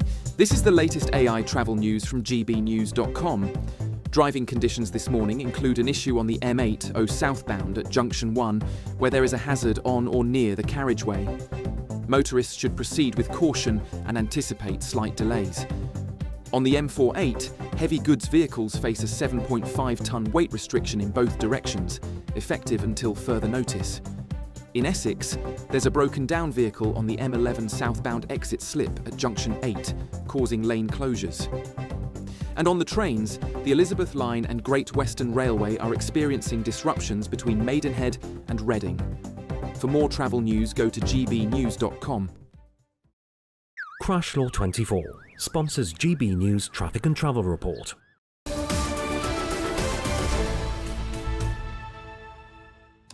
Welcome back, 23 minutes to 11. This is Britain's Newsroom. Well, 7 nurses who've become known as the Magnificent Seven are having a historic showdown with the NHS. Well, they claim that our National Health Service is a woke institution. They're right about that. It comes after an explosive trans row erupted over trans people using their changing rooms. Well, joining us now is GB News reporter Tony Maguire. Tony, this has been an extraordinary case that's rumbled on for some time now. What is set to be decided at this employment tribunal? Yes, well, good morning. This is, as you said, the case of the 7 Darlington nurses, as they've been called, a group of women who objected to the presence of a man and a transgender nurse sharing the changing room with them. This is going to be about 3 weeks worth of hearings to kick us off here in Newcastle Tribunal Court, and today especially we're going to be hearing the rather emotional testimony from one nurse in particular. Now, Karen Karen Danson, she herself was a victim of sexual assault when she was younger, and when she was a nurse in NHS up here, she was sharing a changing room with a transgender nurse and who went by the name of Rose. Now, when Rose asked her about when she was getting changed, this suddenly gave Karen some issues of PTSD. This is a snapshot of the emotional disturbance that these nurses have faced. Now, in cases like this, as we have seen up north, the NHS board decided in their wisdom to offer them support from the nurse who they objected to sharing the changing room with, to give them a better understanding of working with trans people. You really maybe could not write that. Now, today here, the huge show of support arrived out in Newcastle this morning for the arrival of the nurses. Joining them was a face you might recognise. Some days she's Posey Parker, today she's Kelly J. Keane, but she came here with some fire in her belly, fighting for the nurses on site. Well, Tony, thank you so much for that report. We will be keeping you up to date with the Employment Tribunal as it progresses. But joining us now, we do have somebody from the Christian Legal Centre who are helping with this case, Azochi Wabani, who is joining us now. Good morning. Thank you so much for joining us. This is an extraordinary case. Why is it that the rights of women to get changed privately has been trumped by the desire of a man to come into their changing room? I mean, that's the substance of this case, ultimately. Because why is that the case? And it is concerning that that is the case, considering that we have, for example, the Supreme Court in April 2025 did rule that, you know, single-sex spaces are permitted and actually should be used by biological men for men's spaces and biological women for women's spaces. And so that ultimately is the substance of the case. The case is about truth and about dignity. It's about protecting women's spaces so that they are able to change in those spaces and comfortably do so. But it's also about contending for truth, both biblical and biological, because Christians such as myself believe that God created male and female, and the truth is also reflected in law and in common sense, and should be upheld by public institutions. So it's a real shame that it's got to this point, that their trust has failed to recognise the law. And the nurses have now found themselves in this situation where they're now having to challenge this, bringing a claim against the trust in order to kind of push back. And the nurses have shown extraordinary courage in doing so. They've lacked support from the trust, and to the point where they've had to set up their own union, the Darlington Nursing Union, and that just demonstrates their resilience. But this is such an important case, just because not only is it about them, but it's about women up and down the country being able to feel safe to change in single-sex spaces. You wonder why they need to do this, particularly, Azochi, after that Supreme Court ruling, which was unequivocal and unanimous. Yes, agreed. It's a real shame that it's gotten to this. I would suggest. I think it's a shame that, you know, they've decided to kind of press ahead and not align themselves with what the law is saying, because the law has been clear. Now, of course, some people might say, well, somebody who is trans does have rights under the Equality Act. Gender reassignment is a protected characteristic. If that person says they have changed gender, then they need to be given somewhere to get changed, to go to the toilet that fits with their gender identity. What's your view on that, both legally and also from a moral point of view, I suppose? Okay, so I guess with that, the reality is I know you mentioned gender reassignment, but gender identity isn't a protected characteristic under the Equality Act. And as I said, with the Supreme Court ruling, there is a reality that it does say that there is an entitlement to single-sex spaces, and that should be used by biological men's spaces and biological women for women's spaces. And so essentially, whilst people may say, okay, what about them having spaces? What about, you know, people that are trans identifying having those spaces? I think the reality is this is not about exclusion, but it's ensuring that women have safe spaces. And I think that's really what we want to emphasise. It's the principle of the matter, and also the biblical belief, as I said, biblical and biological belief that, you know, there is male, there is female. And I believe that they should have somewhere to change, but that shouldn't be at the expense of women up and down the country. Is there a political failure here too? Because Wes Streeting, the Secretary of State for Health, has said he supports the right of women to have women-only spaces. So why hasn't he taken on this particular trust? I mean, I agree, but the question, I can't answer that question, only he can. Unfortunately, I don't know why he hasn't taken on the trust and kind of pushed further to do something about this. I mean, the nurses did, I believe, meet with him in 2024, and he did say that he was horrified in June 2024 about this, but there does seem to be a bit of quietness about the matter. How have they funded this? Have they had support from the Christian Legal Centre? I mean, have benefactors come to help? Because these things are very expensive. So the way the Christian Legal Centre works is, so we are the ones supporting the nurses through the process. Right. But it's important to note that the Employment Tribunal itself is a cost-free forum. So it's, whilst there are fees in terms of kind of people working on the case, the actual forum itself is a cost-free forum. And J.K. Rowling has offered her moral support, public support to the case as well. Yes, she has, yes. And the nurses have had a number of people supporting them up and down the country. And I think that just goes to testament to show that, you know, let common sense prevail, essentially.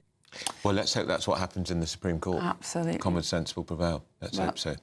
Azochi Wabani, thank you so much for joining us this morning.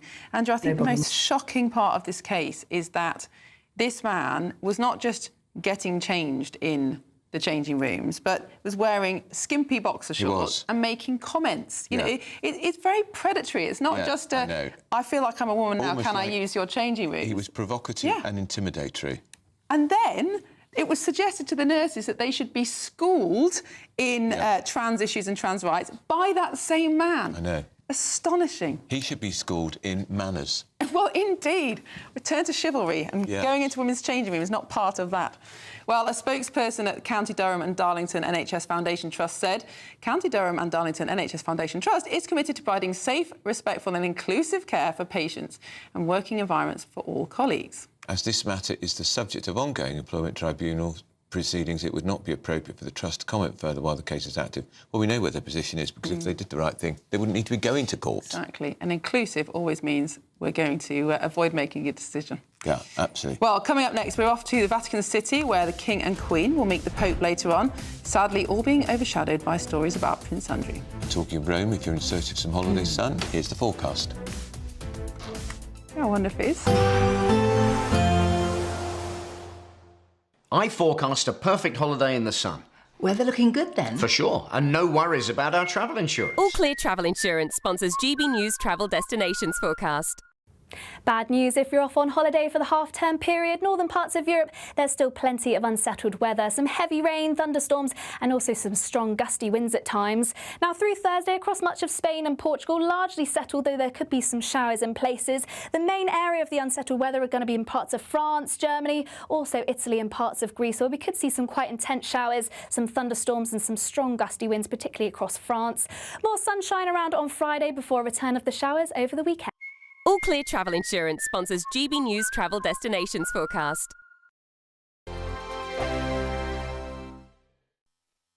You want to know what's really going on in the corridors of power? Labour don't know what to do with you half the time, and that makes you quite lethal in the chamber. Get behind the headlines with Chopper's Political Podcast. Join me, Christopher Hope, as I sit down with the great and the good of British politics. We'll see where this ruling takes us. These are the stories shaping our nation. Chopper's Political Podcast, available now on all platforms. Listen in and stay ahead. In the GB Newsroom, we bring you the news as it happens. With our team of dedicated journalists across the UK, we're ready to keep you up to date with what's happening every half an hour, every single day. Bulletins here on GB News, the People's Channel, Britain's news channel. Decisions made in Washington aren't just shaping America, they're shaping Britain too. From migration to global security, from crime to health. Whatever happens in the White House today will be felt in your town or city tomorrow. That's why The Late Show is live from Washington, D.C. Cutting through the politics to show you what it all means for Britain. The Late Show live every night at midnight. Only on GB News, Britain's news channel. At GB News, we love to hear from you, our loyal community. So drop us a line at gbnews.com/yoursay. There you can talk to each other and also to the presenters live on air. gbnews.com/yoursay, because GB News is your channel, Britain's news channel.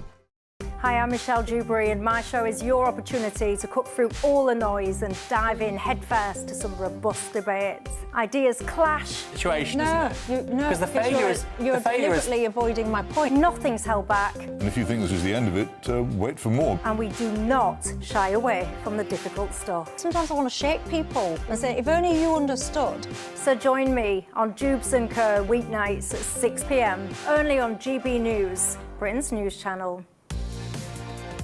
Mornings don't have to be tiresome, especially if you have the right company. Wake up to news as it happens, opinion and debate, and of course, a little bit of entertainment too. Because when the kettle's on, we're on. That's Breakfast on GB News, a show worth waking up for. Every morning from 6 a.m. Only on the People's Channel, Britain's news channel. We'll spread the news, you spread the word. Britain was once the envy of the world. But look around. A nation that no longer knows what it is or where it's going. A country that's broken. How do we fix Britain? How do we bring it back? Friday night with Matt Goodwin at 8 p.m. only on GB News.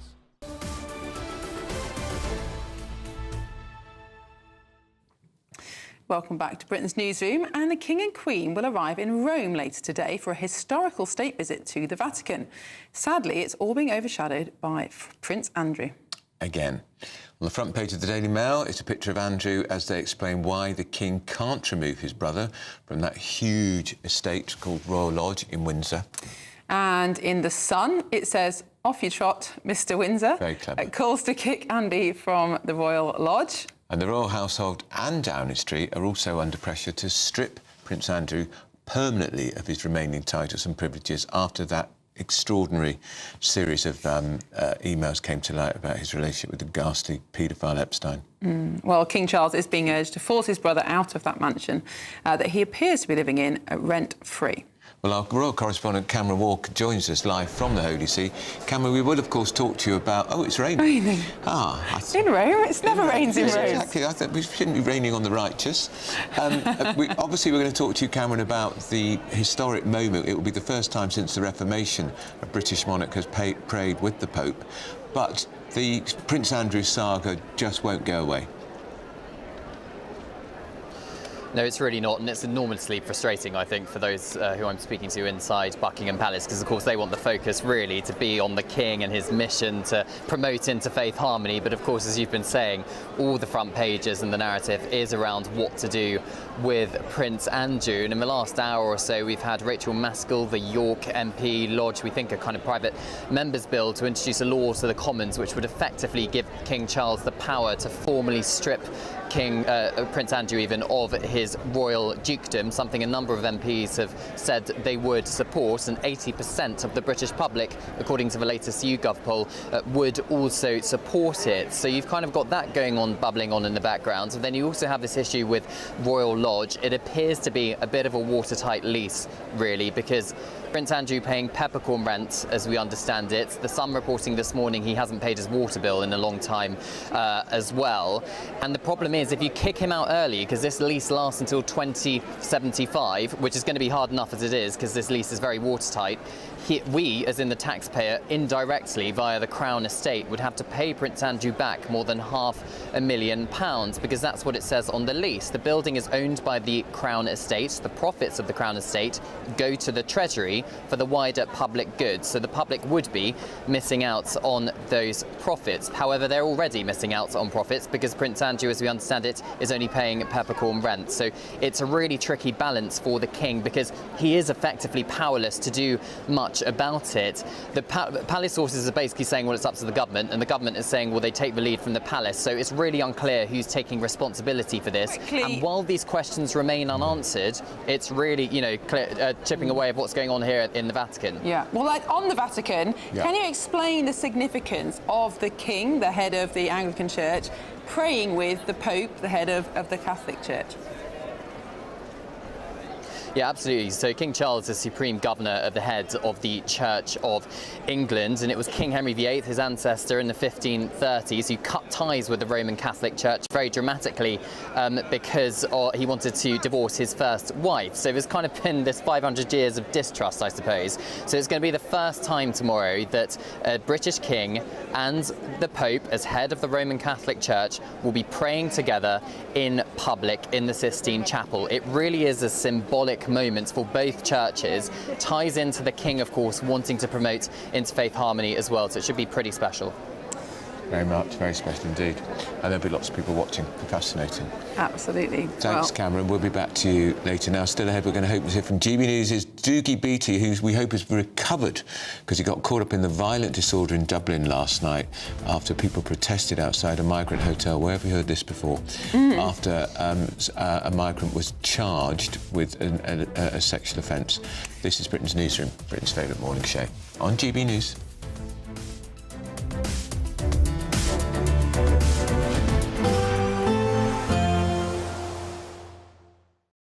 Today, clouds overhead, total zen within. Boxed Solar sponsors the weather on GB News. Hello there, good morning. Welcome to your GB News weather update from the Met Office. There could be some mist and fog patches lingering through the early hours of this morning, but then we're left with a day of sunny spells and also some showers, starting to turn wet and windy later on this evening, however. But to start, for most of us, it should be mostly bright, and to be honest, it should be a dry day for many, a mix of cloud and also some sunny spells. There are going to be some showers, though, particularly across western parts of Scotland, Northern Ireland, northwest England could also catch some of these showers. Quite breezy across parts of Scotland, though, which might make it feel that little bit chillier. Otherwise, still feeling pleasant in the sunshine, highs reaching around 15, possibly 16 degrees Celsius, but around the low teens across parts of Scotland, so feeling that little bit chillier here. Then we will start to see a bit of a change overnight. Across Scotland, however, we'll continue to see the showers push in from the west, still fairly breezy across northern coasts. Northern Ireland still could catch some of these showers, but elsewhere across northern parts of England, it should be mostly dry. Quite a clear end to the day, fairly light winds here, so we could see some mist and fog redevelop, but all eyes are really across parts of the southwest. Some intense areas of rain starting to push their way eastwards across southern counties and parts of the southeast through the course of Wednesday, and then we'll really start to see those winds pick up too, initially around western coasts of Wales, parts of southwest England, and then elsewhere across parts of the east and southeast. So we could see some quite strong gusty winds by the time we reach the early hours of Thursday morning, and some quite intense areas of rain here too. But across the far north, a little bit calmer here, some clear skies, so feeling chilly with some mist and fog. Now, the rain is set to continue through much of Thursday morning, particularly across the southeastern half of the country. Some quite intense downpours, which could lead to some localised impacts, and also some very strong gusty winds, particularly around eastern and western coasts. A chance we could see gusts between 40 to 50 miles per hour here, with some Met Office warnings in force. And it's also going to be feeling much chillier than this afternoon. Today, clouds overhead, total zen within. Boxed Solar sponsors the weather on GB News. There's 2 weeks remaining in our latest, greatest giveaway. You could be in the driving seat of this Benamar Primera motorhome. This luxurious home from home comes with all the mod cons. Plus, you can use it with your current driving licence. We'll also boost your bank account with a whopping £30,000 in tax-free cash to spend on anything you like. It only takes one entry to become a winner. For another chance to win, text WIN to 63225. One entry costs £2.50 plus one standard network rate message. Or text BONUS to 63225. 5 entries cost £5 plus 1 standard network rate message. Go to gbnews.com/win. Entries start at £2.50. Call 0903 686 3232. Calls cost £2.50 plus your network access charge. Or post your name and number to GB16 PO Box 8690 Derby DE1 9TT. UK only. Entrance must be 18 or over. Lines close at 4 p.m. on the 31st of October. Please check the closing time if listening or watching on demand. Decisions made in Washington aren't just shaping America, they're shaping Britain too. From migration to global security, from crime to health. Whatever happens in the White House today will be felt in your town or city tomorrow. That's why The Late Show is live from Washington, DC. Cutting through the politics to show you what it all means for Britain. The Late Show live every night at midnight. Only on GB News, Britain's news channel. Bold. They are under no illusion. Ray, Are you a human trafficker? boundless. I've had enough of the nonsense, and I'm not afraid to say it. Don't get this on the BBC. Every weeknight, I tear through the headlines. The smell of gasoline. Should we be worried about it? From Westminster madness to cultural war chaos. What I'm going to do now, they are throwing things out the car as we speak. Get ready, Britain. Here we go. Patrick Christie's tonight, weeknights from 9 p.m. only on GB News, Britain's news channel. At GB News, we love to hear from you, our loyal community. So drop us a line at gbnews.com/yoursay. There you can talk to each other and also to the presenters live on air. gbnews.com/yoursay, because GB News is your channel, Britain's news channel. Join me, Nana Akweer, for an informative, interactive news programme with a difference. It's fun. No, he didn't say that, Dave. I'm so surprised. I think there's an element of truth to that. Join me from 3 p.m. every weekend, only on GB News, Britain's news channel. In the GB Newsroom, we bring you the news as it happens. With our team of dedicated journalists across the UK, We're ready to keep you up to date with what's happening every half an hour, every single day. Bulletins here on GB News, the People's Channel, Britain's news channel.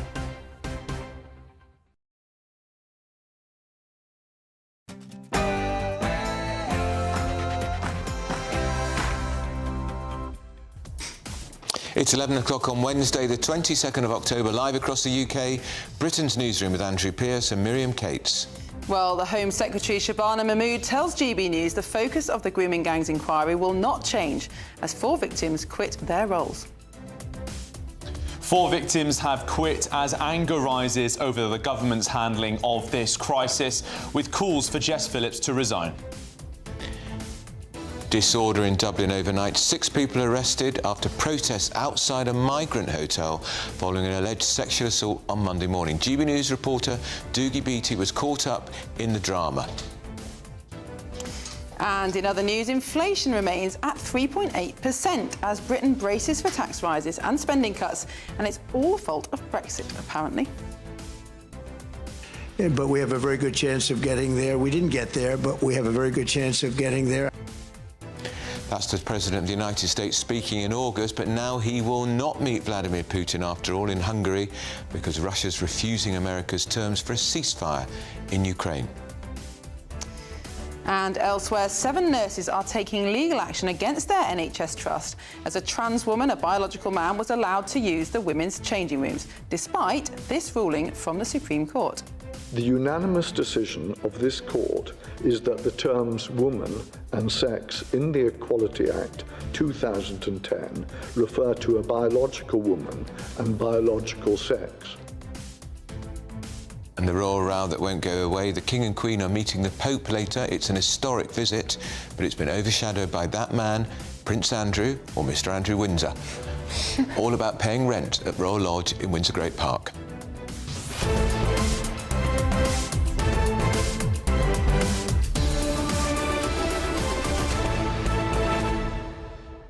Andrew, that inflation figure of 3.8%, the Chancellor will be quite pleased with that because there were predictions that it would go up. But 3.8% is still incredibly high from a historical point of view. It is, and of course when the Tories handed over power, or lost power, it was at 2%, which was the target. But food inflation, which will impact so many families watching and listening to this programme, is much higher than 3.8%. Last month it was 5.1%, and its basic staples like bread, milk are going up. And if you compound that interest rate, inflation rate over a few years, I think food's gone up by over a third in 5 years, an extraordinary rise. Yeah, really but is. the Chancellor will say the Conservatives printed all that money, they borrowed all that money, they linked all that debt to inflation, and now the chickens are coming home to roost. And she'd be right. So much of the government's problems, those were seeded a long, long time ago. And because none of it's her fault. Well, maybe some of it. But yeah, she won't admit it, of course. It's all Brexit, apparently. That's what politicians do. Brexit. When was that? 2019? She's blaming that on everything. Anyway, let us know your thoughts, as ever, on our talking points today. Here's the news from San Francis.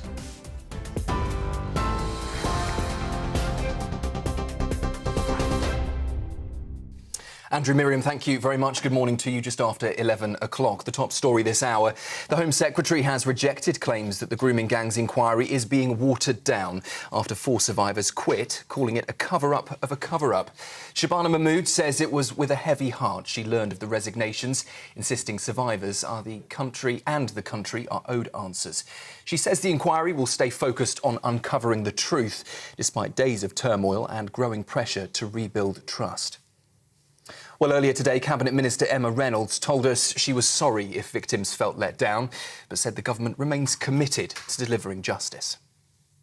The state has let down these victims time and time again. There's been cover-up, there's been these victims haven't been listened to, and we are committed to ensuring we deliver justice for them.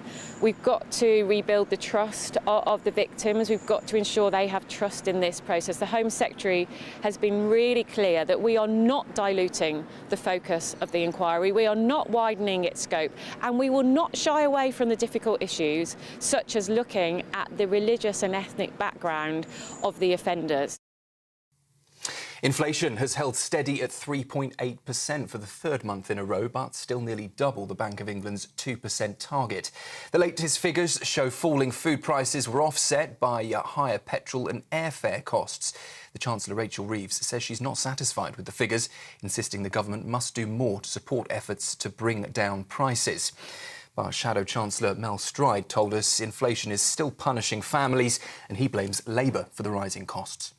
3.8% is twice the Bank of England's target. It's twice what the government inherited on the day of the last general election. And what it means, of course, is higher prices for people in their shopping baskets. We know that food inflation is running at well over 4%. And this is down to this government's choices. Next, an update on the situation in Dublin, where we now know 5 men have been charged with public order offences after violent scenes outside a hotel last night, housing asylum seekers. Irish police there were pelted with bricks, fireworks and missiles, and a van was set on fire during the unrest at the City West Hotel. Police Commissioner Justin Kelly described the scenes as thuggery and vowed to bring those responsible to justice. It's the 2nd night of protests outside the hotel, with officials warning those involved will face a forceful response. The 5 men, 2 in their 50s, 3 in their 40s, are due to appear in court later today. Dozens of migrants have been seen attempting to cross the Channel today from northern France, as small boat arrivals near last year's total of more than 36,000. One dinghy deflated, leaving families stranded on the beach. Images here show the coast of men and women and small children waiting on the sand as a second boat arrived. 30 people seen scrambling aboard before setting off for Dover. French police were seen searching the dunes as officers tried to prevent further crossings. Well, it comes as the Prime Minister, Sir Keir Starmer, is meeting Western Balkan leaders today to discuss reducing unauthorised migration. A senior lawmaker in the US says he's confident that Prince Andrew will be invited to give evidence to Congress as part of its review of the so-called Epstein files. It comes after the release of Virginia Giuffre's posthumous memoir, in which she claims she was trafficked by Jeffrey Epstein and forced to have sex with Andrew, allegations he strongly denies.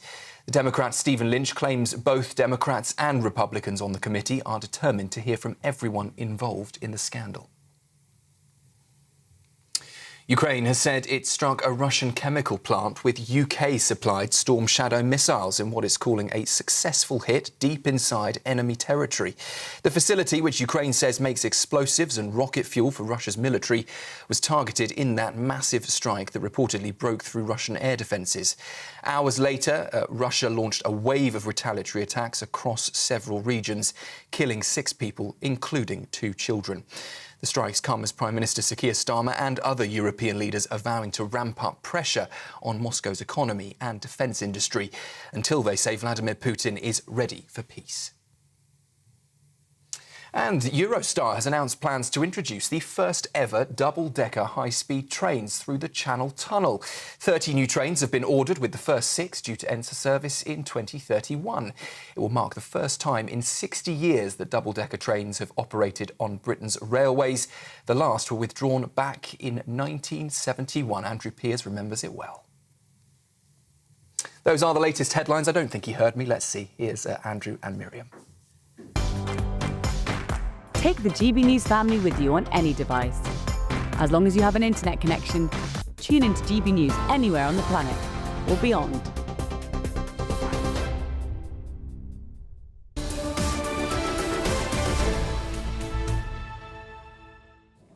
I do remember 1971. I was in short trousers.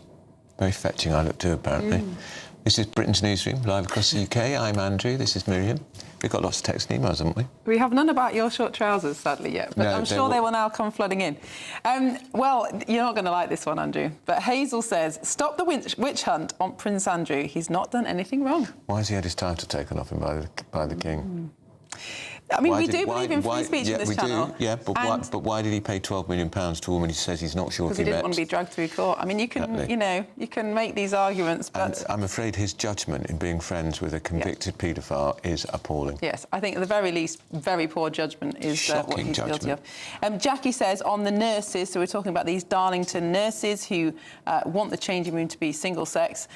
They said that the man in question who wanted to change in their changing rooms should be schooled by us real women who do not want men anywhere near ours. Couldn't agree more.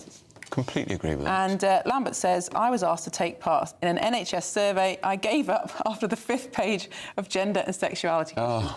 I once took my one of my children to a hospital appointment, and on the sign-in screen, it says, has anybody misgendered you today? What? The Children's Hospital. Yeah, it's appalling, isn't it? I know. Well, you'd hope that this stuff will start to be rooted out following the Supreme Court judgment, but I think cases like this show that it's still very much embedded. I'm afraid I can't see why these women have to go to court. I mean, thank God they've got someone helping them with their costs. Exactly, yeah, absolutely. And it can be a lonely old battle going to court. I know, and it drags on a long time. Well, talking of costs, inflation figures have remained at 3.8%. That's what the latest ONS figures show. So the September, August, July quarter were the joint highest recorded since January 24, when the rate was 4%. And Rachel Reeves is saying that Brexit has hit the economy much worse than expected. So can we imagine that tax rises will be shortly to come? Well, let's talk now to the Shadow Financial Secretary, Gareth Davis, MP. Gareth, so it's Brexit's fault. That's why the inflation figures are nudging close to 4%, double the target figure. Apparently so, yes. I mean, this is a Chancellor that seems allergic to accountability. Every time there's bad data coming out, she breaks out in excuses. It was the Conservatives' fault, then it was global factors, and now apparently it's Brexit. The reality is that, you know, there are global factors in the world. There are things that push up inflation, but it's really Treasury policy that's led us to this point. The public sector pay deals, the tax rises, these are all being passed on to consumers. Treasury policy going back much further than just since the election, isn't it? Because one of the problems that Britain has, that other countries do not have so much, is the huge amount of index-linked debt that we've got. So in other words, debt that we've sold to investors that is protected against inflation. That's all very well when inflation is low, but now it's high and we are paying the consequences. And that policy started back in the 80s, and the last Conservative government was selling billions and billions of pounds of these bonds. Yeah, we borrow as a government, and we made a decision over several years to link them to inflation. That was, by the way, under Conservative governments who typically has a good track record of working with the Bank of England, aligning fiscal policy and monetary policy to keep inflation low. The trouble we've got now is that since Labour took office, and particularly the budget last year, we've seen massive amounts of spending based on borrowing, increased borrowing, which is fueling inflationary spending, coupled with taxation that's been added onto businesses who made it very clear that this would be passed on to consumers. And so it's no surprise. If we just look at the data out this morning, we can see, in particular, for example, on airfares, it's not been picked up in the news much, but airfares are going up significantly. What may have been missed is that Rachel Reeves put up air passenger duty at the last budget by 16% and hoped nobody would notice. Well, we're all noticing now. You know, Andrew mentioned food inflation. You know, it's not gone up at a headline rate, but we're still having 4.5% food inflation. This is going to affect families, whether they stay at home and shop in a supermarket or get on a plane and just want to go on holiday. She's got to get a grip of this economy, and it starts with borrowing, it starts with spending, and she's got to rein in taxation, but I won't hold my breath. Anyone's listening to the Tories, Gareth, and I say that because when you lost the election, we were at the most highest tax rate in this country for 70 years on a Tory watch. That's true, and the reason for that is because we believed in fiscal responsibility. We wanted to pay down the debt, and we had actually started to pay down that debt. By the way, we cut the deficit in half since what we inherited in 2010. We didn't like putting up taxes, and you remember actually in the last two fiscal events that we had, we started to reduce taxation. We cut national insurance twice, putting nearly £1,000 back in people's pockets who are in work. So we'd started on that journey of, yes, having high taxation post-pandemic to pay down the debt, because we didn't believe in paying more in debt interest than we do on education. But we'd started the process of reducing that tax burden. Now, Labour, who came to office saying they wouldn't put taxation up, has now completely wrecked that, and we're now at even higher levels, unbelievably, under this government. Now, inflation is obviously a big problem for people trying to balance their budgets, but so is tax, so particularly people who have been caught in the higher rate tax band as a result of fiscal drag. So in other words, the threshold at which you pay higher rate tax hasn't changed, despite the fact that wages have gone up to match inflation. And we now see people in very ordinary jobs, nurses, teachers, police officers, paying this astonishing 40% tax rate, which is actually much more than that when you take into account national insurance and other taxes. If the Conservatives formed a government again, would you look at reversing that freeze on the high rate tax? Well, I completely understand the point you're making, Miriam, and we'd of course look at that along with all other taxes at the point of the next general election, when we have a better understanding of the state of the economy that we're going to inherit. By the way, the Labour Party did promise to unfreeze the thresholds, and we'll see if she manages to maintain that pre-election promise. I'm, again, not entirely confident that she will. But you're right, it is the stealth tax. I didn't really like the fact that we had to implement that. Again, it was about reducing the burden of borrowing on the next generation, and we had to make really difficult decisions in the last government because of the pandemic and the war in Ukraine. And you know, we did some things really well and we did some things not so well, and I think, you know, we do need to reduce taxation going forward. Can I ask you about the Grooming gang inquiry, Gareth, because it is a shambles. Do you have any confidence, despite the assurances of the Home Secretary and the Environment Secretary, Emma Reynolds, today, that this inquiry will be up and running and reporting before the next general election? Well, I lost you for a moment there, but I think this is around the Grooming gang inquiry. It's absolutely heartbreaking to hear from the latest victim who's pulled out of the inquiry because they believe it's a cover-up. I hope we can move forward. We've obviously called for a statutory inquiry led by a judge, because the victims themselves have said that they don't have confidence moving forward with a chair who's in the system, whether it's social services or the police. Gareth, can I interrupt you there? You didn't do that when you were in government, did you? You didn't set up a statutory inquiry with a judge when you were in government. We knew all about these grooming gangs when you were in power. Well, it's a fair challenge. Let me address that very directly. What we did do is have a wide-ranging inquiry into sexual violence. It covered lots of different areas, including grooming gangs. And then we set up the grooming gang task force on the back of that, which resulted in 500 arrests and protected 4,000 victims. And what that uncovered was a much bigger picture than we had understood at before that. And as a result of that, we then called for a very specific statutory inquiry led by a judge. So it's not true to say we didn't do anything on this issue. There's a pattern of activity and action which led us to believe that you need a dedicated inquiry led by a judge. And it's not that controversial, but you remember last year Keir Starmer said that this was a policy of the far right, and Lucy Powell, who's about to become, it looks like, the next deputy leader of the Labour Party, said this was dog whistle politics. I don't believe that's right. Let's move forward. Let's get a national inquiry led by a judge. Gareth Davies, MP, thank you so much for your time this morning. And Andrew, we should say that Lucy Powell has retracted and apologised for those comments. And so she should. Well, it's time for the Great British Giveaway. Time is ticking on. Just 2 weeks left to get your entry in. You could drive away with a brand new motorhome, £30,000 in tax-free cash.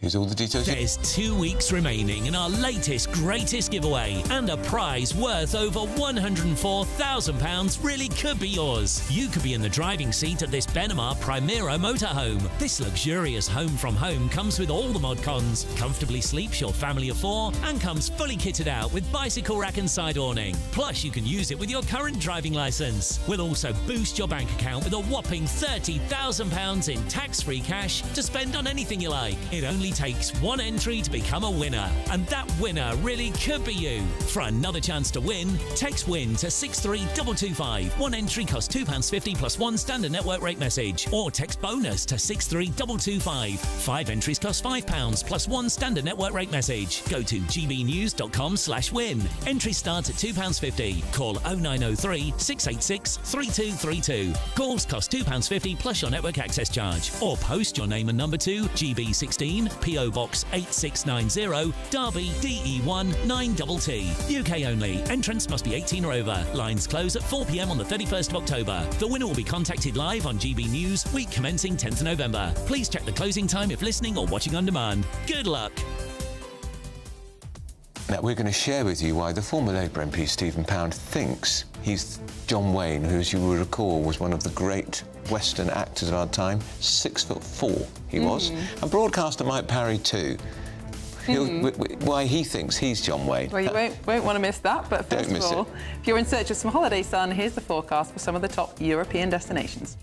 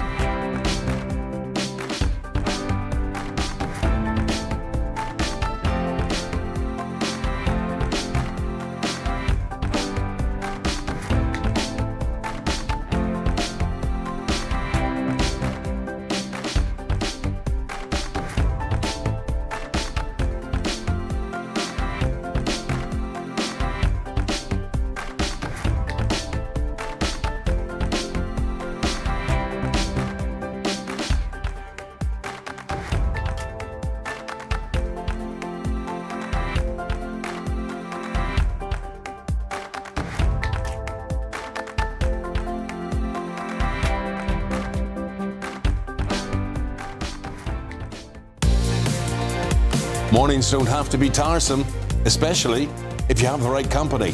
Wake up to news as it happens, opinion and debate, and of course, a little bit of entertainment too. Because when the kettle's on, we're on. That's Breakfast on GB News, a show worth waking up for. Every morning from 6 a.m. Only on the People's Channel, Britain's news channel. We'll spread the news, you spread the word. From the school run to the home run, watch a new show for all of Britain. He can say whatever he wants. A straight-talking show where all voices are heard. And, you know, when are we going to stop talking about smashing the gangs and actually do it? With the stories that matter from every part of our country. There's a bit of a crash landing there for your Chancellor. Bold, fearless and standing up for you. That's me, Martin Daubney, 3 p.m. till 6 p.m, weekdays, here only on GB News. The People's Channel, Britain's news channel. Westminster's full of talk, but out here, it's the real world. Am I allowed to talk now? No, that's it. This is where it matters, real people and real lives. That's what politics is all about. In fact, has Trump made a good start? No. Straight answers, no spin, and just a couple of pints. How many fingers have I ever got up? About 10. So join me for Lee Anderson's Real World every Friday at 7 p.m, only on GB News. The People's Channel, Britain's news channel.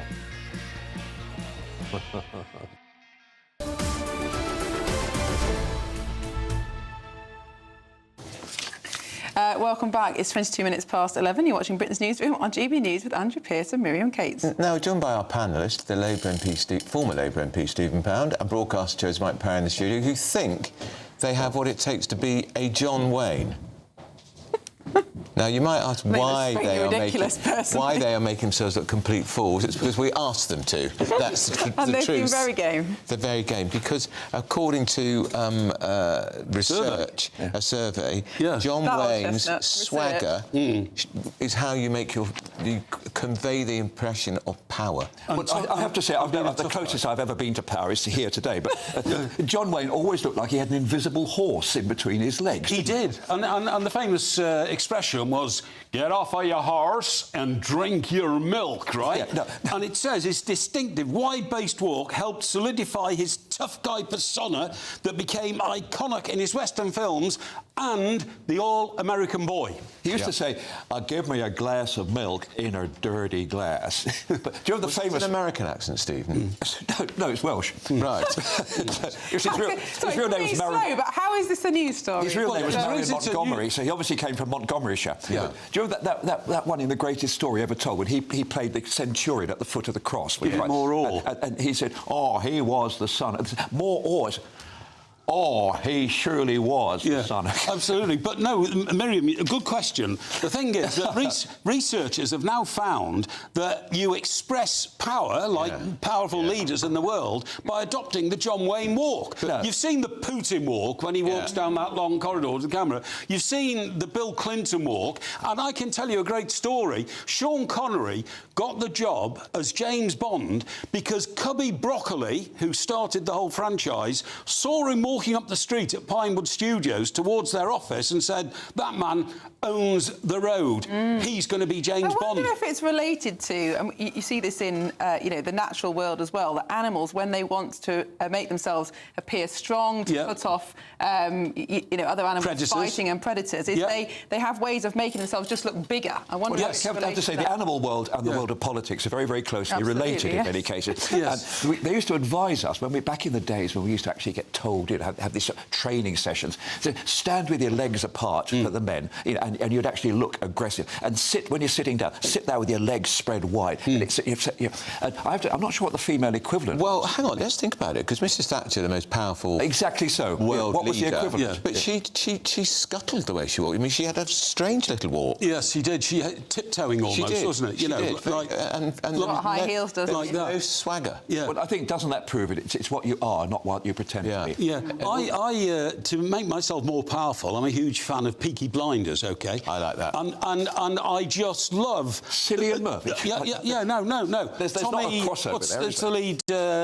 character? Tommy... what's the family name? Tommy Shelby. Thank you, Tommy Shelby. Yeah. He's got a very distinctive walk where he sort of clutches his fist like that. You should be an actor. Yeah. You should be an actor. And walks like this. So I decided also, I got a Tommy Shelby hat. Right. And I adopted the Tommy Shelby walk, and I feel I get more... So this is the secret life of Mike more Parry. female attention because of it. Well, I get more respect. It's about economics or something.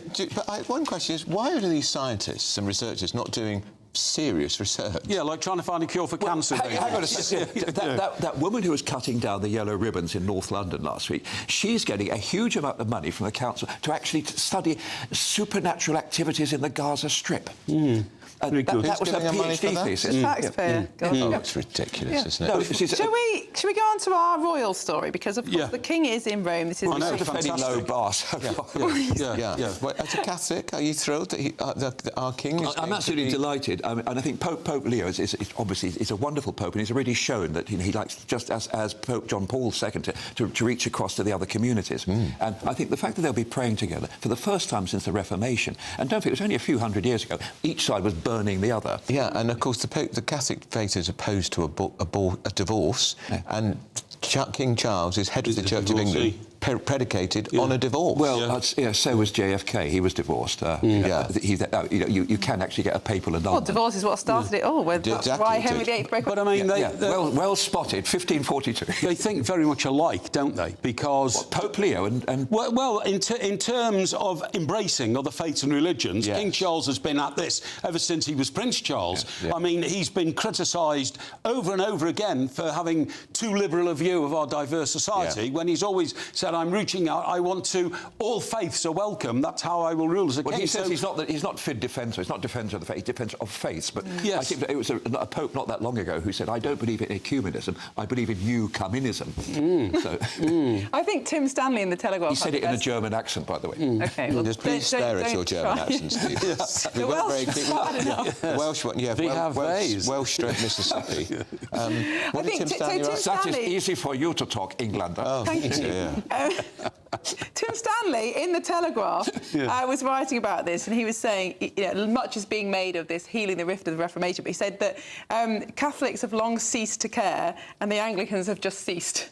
Very good point. It certainly ceased to matter. I mean, how long did it take them to pick an Archbishop of Canterbury? 11 months. Did anyone notice we didn't have one? No. No. Has anybody noticed now what the new Archbishop of Canterbury stands for? Absolutely not. I've not seen a policy. Fanfare when she was appointed. Yeah, but I've not seen a policy statement on. And we knew she was going to get the job as the first woman Archbishop of Canterbury, because it was always going to be a work appointment. The most recurrent story I read about churches now is the fact that they're stripping the pews out of them. Yeah, they are. They seem to think churches now are better to be a big empty space and bring your deck chair. Pews are actually quite modern. I mean, the Victorians brought them in. Before that, churches were very versatile spaces to be able to use them for community events. They didn't have pews so that they could be used. So pews are actually quite modern. There is a campaign in some of the papers today to save so many churches from being closed down. Exactly. A friend of mine lives in... the Anglican faith is dying in this country. Lives in a converted church, and he's got the top half of it. It's got beautiful coloured glass and all that kind of stuff. But I couldn't live in a church because of its religious, attachments. I would always feel the Spirit of God is there somewhere. I don't object to the Spirit of God, but I don't want him surrounding me all the time. Well, I need to vary the life. I'd settle for that. But look, I think your point's an interesting one, because you're quite right. Churches weren't in rows and pews. It was only the late 18th century, early 19th century that actually, because of the aristocrats wanted their own space, and so you actually had these pews. And so nowadays, if you go into an Anglican church, you'll see ones with the wands for the church wardens indicating where they sit. There's no reserved seats in the Catholic Church. We all sit at the back in case there's a collection. But what do you mean in case there's always a collection? Where 2 or 3 are gathered together in my name, there will be a collection. But where do you get your little cushion from? If there's no pews, where do you get your cushion from? So kneel down and say your prayers. Get seats. You don't have and where do you get your hymn book from? Well, that should be on the shelf in front of you. I've got a friend who goes to a church in North London. Can I say, the things we discussed... use computers. Oh, I can't say Only GBNews could go from John Wayne's strut to the internal structure. By the way, they used to say that the Labour Party was a broad church but full of knaves. And just for those who didn't realise, John Wayne was christened Marion Robert Morrison. He was. He was. And he had to get rid of that name. Certainly he did. He didn't look very tough. Was it Morrison? Not I thought it was Morrison. Well, thanks, Stephen. Thanks, Mike. And we do need to apologise, because if you saw a vulgar hand gesture from Stephen before the break... It was caught on camera. Stephen, apologise. Not again. I do apologise. Thank you. Thank you. It's amongst friends. PMQs at midday. As always, Tom Harwood and Gloria Piero want your questions for the Prime Minister. Send them into gbnews.com/your say. You're watching Britain's Newsroom on GB News. Lots more to come. Stick with us.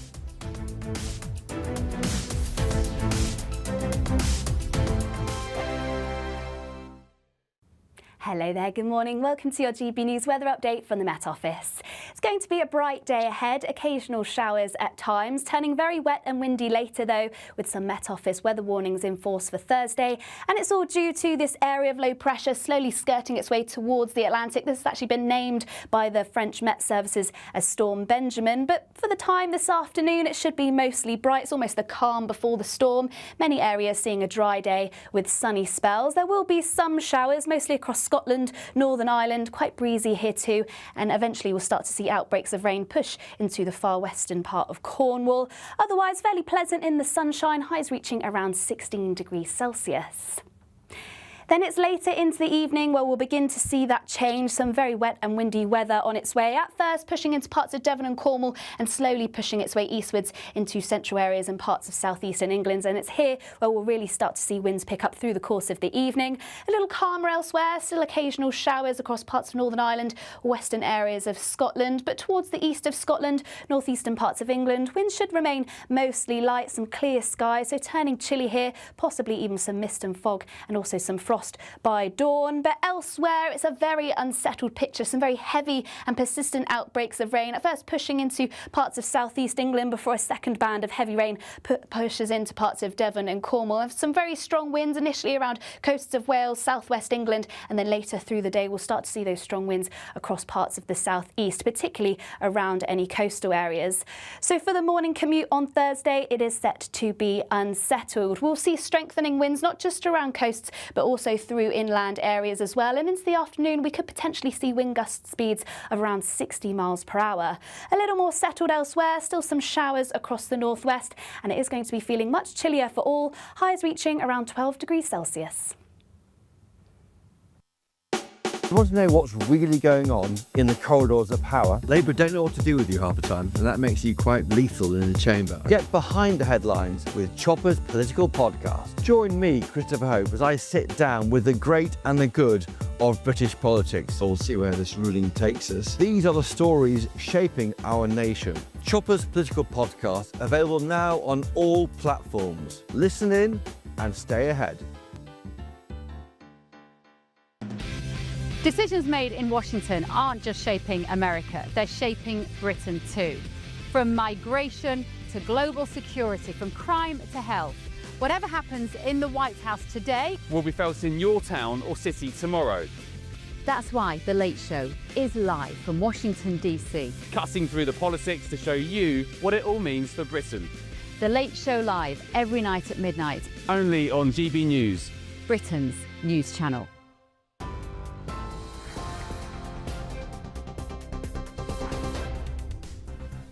Very good morning to you. Just after 11:30, the top story this hour. The Home Secretary has denied claims that grooming gangs inquiry is being watered down after 4 survivors quit, calling it a cover-up of a cover-up. Shabana Mahmood insists survivors and the public are owed answers. Earlier, Cabinet Minister Emma Reynolds told us here on GB News she was very sorry if victims felt left down. Inflation has stuck at 3.8% for the third month running, still nearly double the Bank of England's target. Benefits will rise by the same rate next April, while pensions go up by earnings instead. In the US, lawmakers say Prince Andrew is sure to be invited to give evidence to Congress over the Epstein files. It's after fresh claims in Virginia Giuffre's memoir. Andrew denies any wrongdoing. Meanwhile, in Dublin, 5 men have been charged after violent scenes outside a hotel housing asylum seekers. Vehicles were set on fire and officers attacked with fireworks and bricks. They're due in court later today following last night's unrest at the City West Hotel. Doctors say not all antidepressants are created equal. New research from King's College London and Oxford reveals major differences in side effects and warns the drugs should be matched carefully to each patient. In Ukraine, Kyiv has said it struck a major Russian chemical plant with UK-made Storm Shadow missiles. Hours later, Russian attacks killed 6, including 2 children, in retaliatory strikes. And the cyber attack on Jaguar Land Rover could be the UK's most costly ever, with losses topping £2 billion. Experts say thousands of suppliers have also been hit, while JLR counts the cost of recovery. Those are the headlines. More from me after Prime Minister's questions. Take the GB News family with you on any device. As long as you have an internet connection, tune into GB News anywhere on the planet or beyond.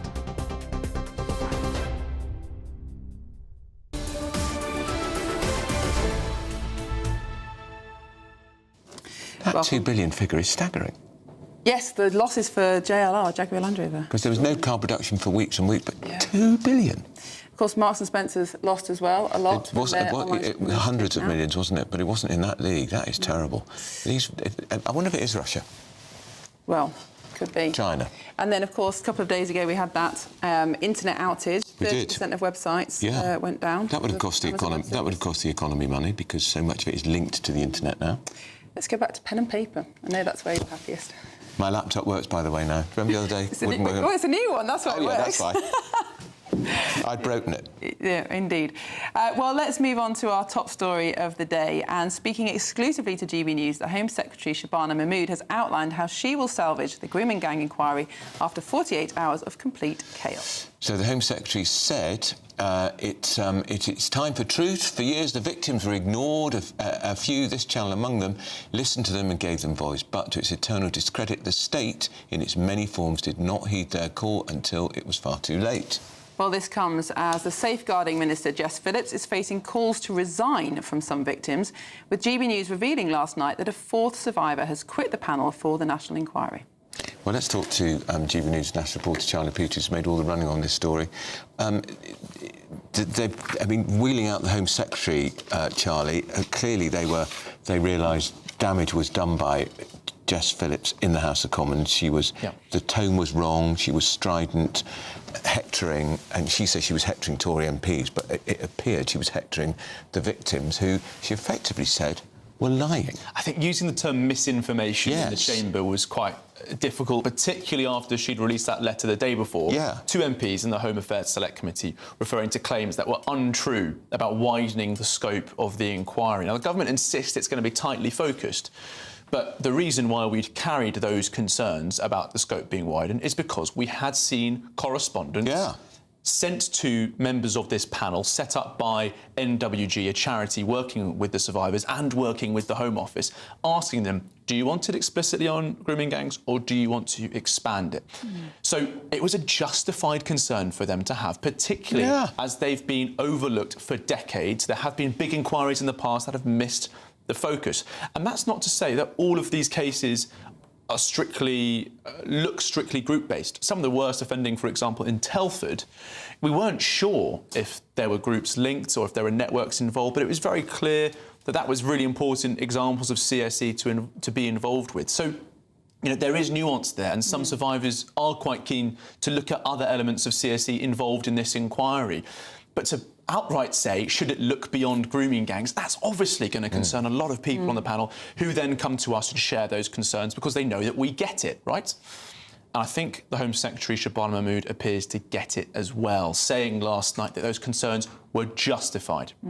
No longer saying that it's misinformation or untrue and basically, you know, damning anyone who's raised those concerns. Because even if that wasn't the intent, and I really, you know, push back against anyone who thinks it was the intent to call them liars, that's how they've taken it. That's what Fiona Goddard feels like she's been called. There was an element, wasn't there, with Jess Phillips, who spent many years working with victims, female victims of domestic abuse, sexual abuse, that how dare anyone challenge my integrity or challenge what I'm saying, because she got angrier and angrier in the Commons, and it was just inappropriate. There is obviously a tremendous amount of support for Jess Phillips as Safeguarding Minister within the Labour movement more generally. In part because, you say, Andrew, she has that experience as a practitioner. But a lot of people say that, you know, management and ministerial roles are rather different to sort of frontline practice. You wouldn't necessarily have a rifleman as a Secretary of State for Defence, although I actually think perhaps they do a rather good job of it. But in this case in particular, I think, you know, Jess Phillips clearly understands the individual cases of these women and the concerns that they have. She's clearly done lots of work in this area. But there are also questions, aren't there, about how she's conducted herself in engaging with those concerns, how she's described them. And I think it's part of a wider problem that perhaps Jess Phillips and the Labour movement has with how she's described crimes where there are concerns about ethnic minorities being overrepresented. You know, 10 years ago, the New Year's Eve Cologne sex attacks, Jess Phillips said that this is something that could have happened on a Saturday night in Birmingham, which was roundly criticised as sort of playing down the impact of that mass sexual assault that happened in Germany by predominantly migrant men. When there were recent figures provided by, I think, the Centre for Migration Control, showing the vast overrepresentation of Afghan men involved in sex crimes, Jess Phillips said, well, actually, the real denominator for these crimes is that they are men. So it seemed to be looking away from that specific issue and perhaps questions about that there. What's she going to be like when we find more evidence or more questions about the cultural, racial or religious drivers behind this form of offending? In her defence, obviously, she has spoken very strongly about how there is the overrepresentation of Pakistanis in this, as found by Baroness Louise Casey in her rapid audit earlier this year. And Labour ministers, as we've been saying this year, are now saying stronger things on this than most Conservatives ever did. I mean, Miriam, I can remember 2 years ago when Suella Braverman and Rishi Sunak launched this grooming gangs crackdown, a new task force, and Suella Braverman specifically referred to this ethnicity issue. I could not find any senior Conservatives willing to come up and back her up for that for that stance. And now most people are singing from the same Braverman hymn sheet. So Labour are now saying much stronger things than even most, right-wing Tories were willing to say 2 years ago. The conversation has come a long way, but still there is nervousness that they won't go all the way. They can talk the talk, Charlotte, but they've got to get this inquiry up and running and quick. But so many hopes are being pinned on it, and yet the abuse is still happening. Can we really wait 3 years for some outcomes? I mean, with Patrick Christie's last night hosting his show and having this statement from Shabana Mahmood, lots of the survivors on the panel, those who've left, those who've never been involved in the process, were texting me, like, oh, what's happening at 10? I kept the embargo. I didn't give them the scoop, but I said, just tune in if you want to listen to what is going to be said. And the response I had was pretty consistent, and this is from several victims and survivors of these gangs all across the country, all saying, yet more words. Exactly. Indeed. Politicians are good at that, aren't they, Miriam? No comment. Politicians' response. Thank you, Charlie. Well, coming up next, GB News' Northern Ireland reporter Dougie Beattie joins us to discuss the disorder that took place overnight in Dublin, where he was struck by a riot shield. But first, we're going to give you a taste of some elusive holiday sun.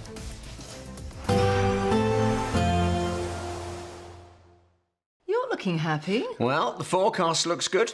So you've sorted the travel insurance then? All Clear Travel Insurance sponsors GB News Travel Destinations Forecast. Bad news if you're off on holiday for the half-term period. Northern parts of Europe, there's still plenty of unsettled weather, some heavy rain, thunderstorms and also some strong gusty winds at times. Now through Thursday across much of Spain and Portugal, largely settled, though there could be some showers in places. The main area of the unsettled weather are going to be in parts of France, Germany, also Italy and parts of Greece, where we could see some quite intense showers, some thunderstorms and some strong gusty winds, particularly across France. More sunshine around on Friday before a return of the showers over the weekend. All Clear Travel Insurance sponsors GB News Travel Destinations Forecast. I'm Michelle Dewberry, this is Jubes & Co with you. Hello everyone, Patrick Christie is here. GB News, Britain's news channel. Access the stories that matter to you. Take the GB News family with you on any device. And as long as you have an internet connection, tune in to GB News anywhere on the planet or beyond. GB News, the People's Channel, Britain's news channel. At GB News, we love to hear from you, our loyal community. So drop us a line at gbnews.com/yoursay. There you can talk to each other and also to the presenters live on air. gbnews.com/yoursay, because GB News is your channel, Britain's news channel. Hi, I'm Michelle Dewberry and my show is your opportunity to cut through all the noise and dive in headfirst to some robust debates. Ideas clash. Situation, isn't it? No, because the failure is... You're deliberately avoiding my point. Nothing's held back. And if you think this is the end of it, wait for more. And we do not shy away from the difficult stuff. Sometimes I want to shake people and say, if only you understood. So join me on Jubes & Co weeknights at 6 p.m, only on GB News, Britain's news channel. Join me, Nana Akwe, for an informative, interactive news programme with a difference. It's fun. No, he didn't say that, Dave. I'm so surprised. I think there's an element of truth to that. Join me from 3 p.m. every weekend, only on GB News, Britain's news channel. Mornings don't have to be tiresome, especially if you have the right company. Wake up to news as it happens, opinion and debate, and of course, a little bit of entertainment too. Because when the kettle's on, we're on. That's Breakfast on GB News, a show worth waking up for. Every morning from 6 a.m. Only on the People's Channel, Britain's news channel. We'll spread the news, you spread the word. Britain was once the envy of the world. But look around. A nation that no longer knows what it is or where it's going. A country that's broken. How do we fix Britain? How do we bring it back? Friday night with Matt Goodwin at 8 p.m, only on GB News. Decisions made in Washington aren't just shaping America, they're shaping Britain too. From migration to global security, from crime to health. Whatever happens in the White House today will be felt in your town or city tomorrow. That's why The Late Show is live from Washington, D.C. Cutting through the politics to show you what it all means for Britain. The Late Show live every night at midnight. Only on GB News, Britain's news channel.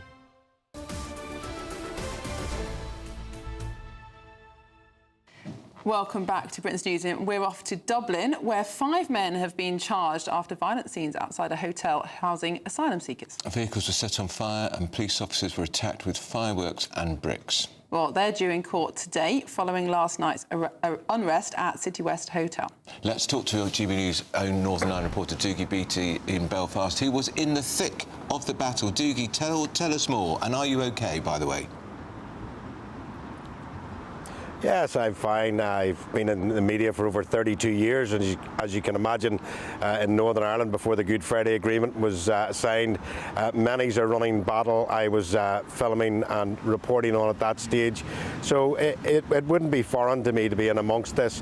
But really, last night, as you have said before, just before the break, there's an alleged sexual assault took place by a man that is believed to have lived and resided, an immigrant, inside the City West Hotel. And of course, it was a 10-year-old girl that was sexually assaulted, allegedly. And he appeared in court yesterday, and he needed an Arabic translator. Well, that really sparked everything off in the Republic of Ireland last night. I've been covering this for about 36 months.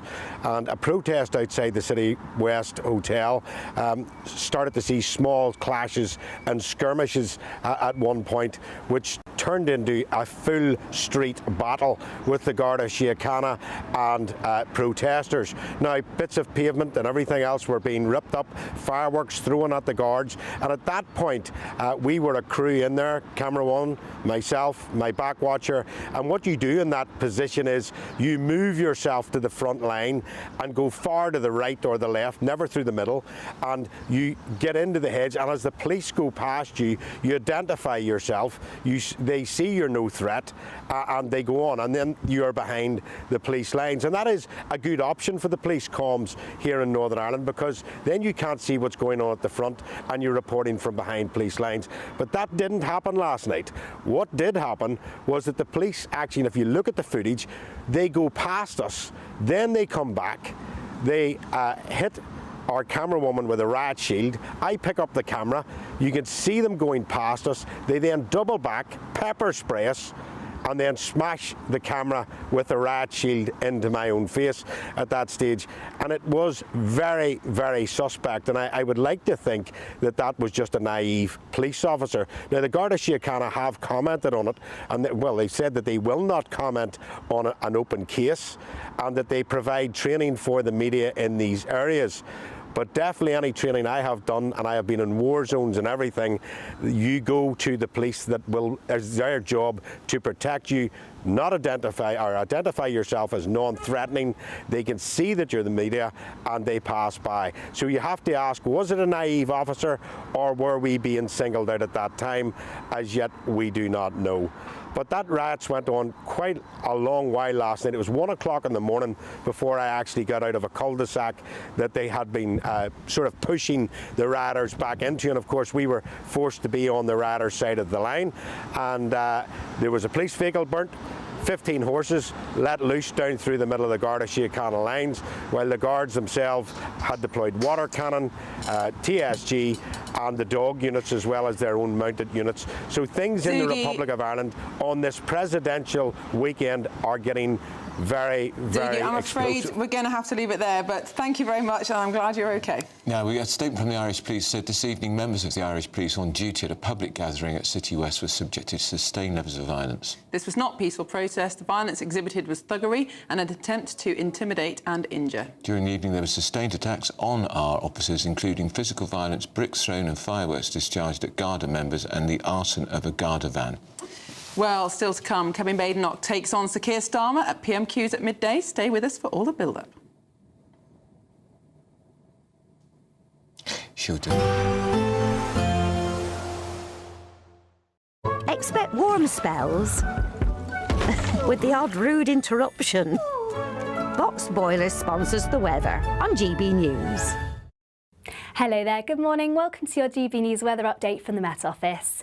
There could be some mist and fog patches lingering through the early hours of this morning, but then we're left with a day of sunny spells and also some showers, starting to turn wet and windy later on this evening, however. But to start, for most of us, it should be mostly bright, and to be honest, it should be a dry day for many, a mix of cloud and also some sunny spells. There are going to be some showers, though, particularly across western parts of Scotland, Northern Ireland, northwest England could also catch some of these showers. Quite breezy across parts of Scotland, though, which might make it feel that little bit chillier. Otherwise, still feeling pleasant in the sunshine, highs reaching around 15, possibly 16 degrees Celsius, but around the low teens across parts of Scotland, so feeling that little bit chillier here. Then we will start to see a bit of a change overnight. Across Scotland, however, we'll continue to see the showers push in from the west, still fairly breezy across northern coasts. Northern Ireland still could catch some of these showers, but elsewhere across northern parts of England, it should be mostly dry. Quite a clear end to the day, fairly light winds here, so we could see some mist and fog redevelop, but all eyes are really across parts of the southwest. Some intense areas of rain starting to push their way eastwards across southern counties and parts of the southeast through the course of Wednesday, and then we'll really start to see those winds pick up too, initially around western coasts of Wales, parts of southwest England, and then elsewhere across parts of the east and southeast. We could see some quite strong gusty winds by the time we reach the early hours of Thursday morning, and some quite intense areas of rain here too. But across the far north, a little bit calmer here, some clear skies, so feeling chilly with some mist and fog. Now, the rain is set to continue through much of Thursday morning, particularly across the southeastern half of the country. Some quite intense downpours, which could lead to some localised impacts, and also some very strong gusty winds, particularly around eastern and western coasts. A chance we could see gusts between 40 to 50 miles per hour here, with some Met Office warnings in force. And it's also going to be feeling much chillier than this afternoon. Expect warm spells with the odd rude interruption. Box Boiler sponsors the weather on GB News.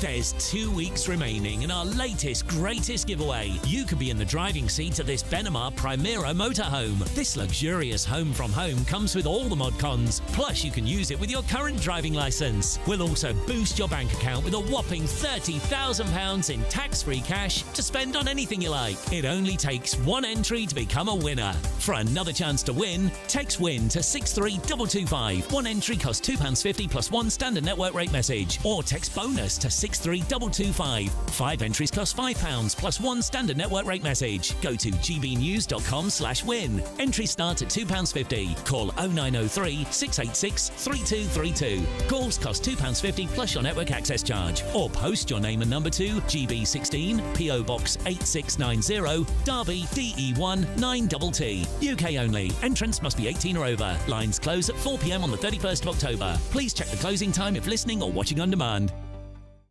Exciting news. Every Friday, my Patrick Christie's Tonight Show is going to have a twist to it. We're welcoming some special guests. You.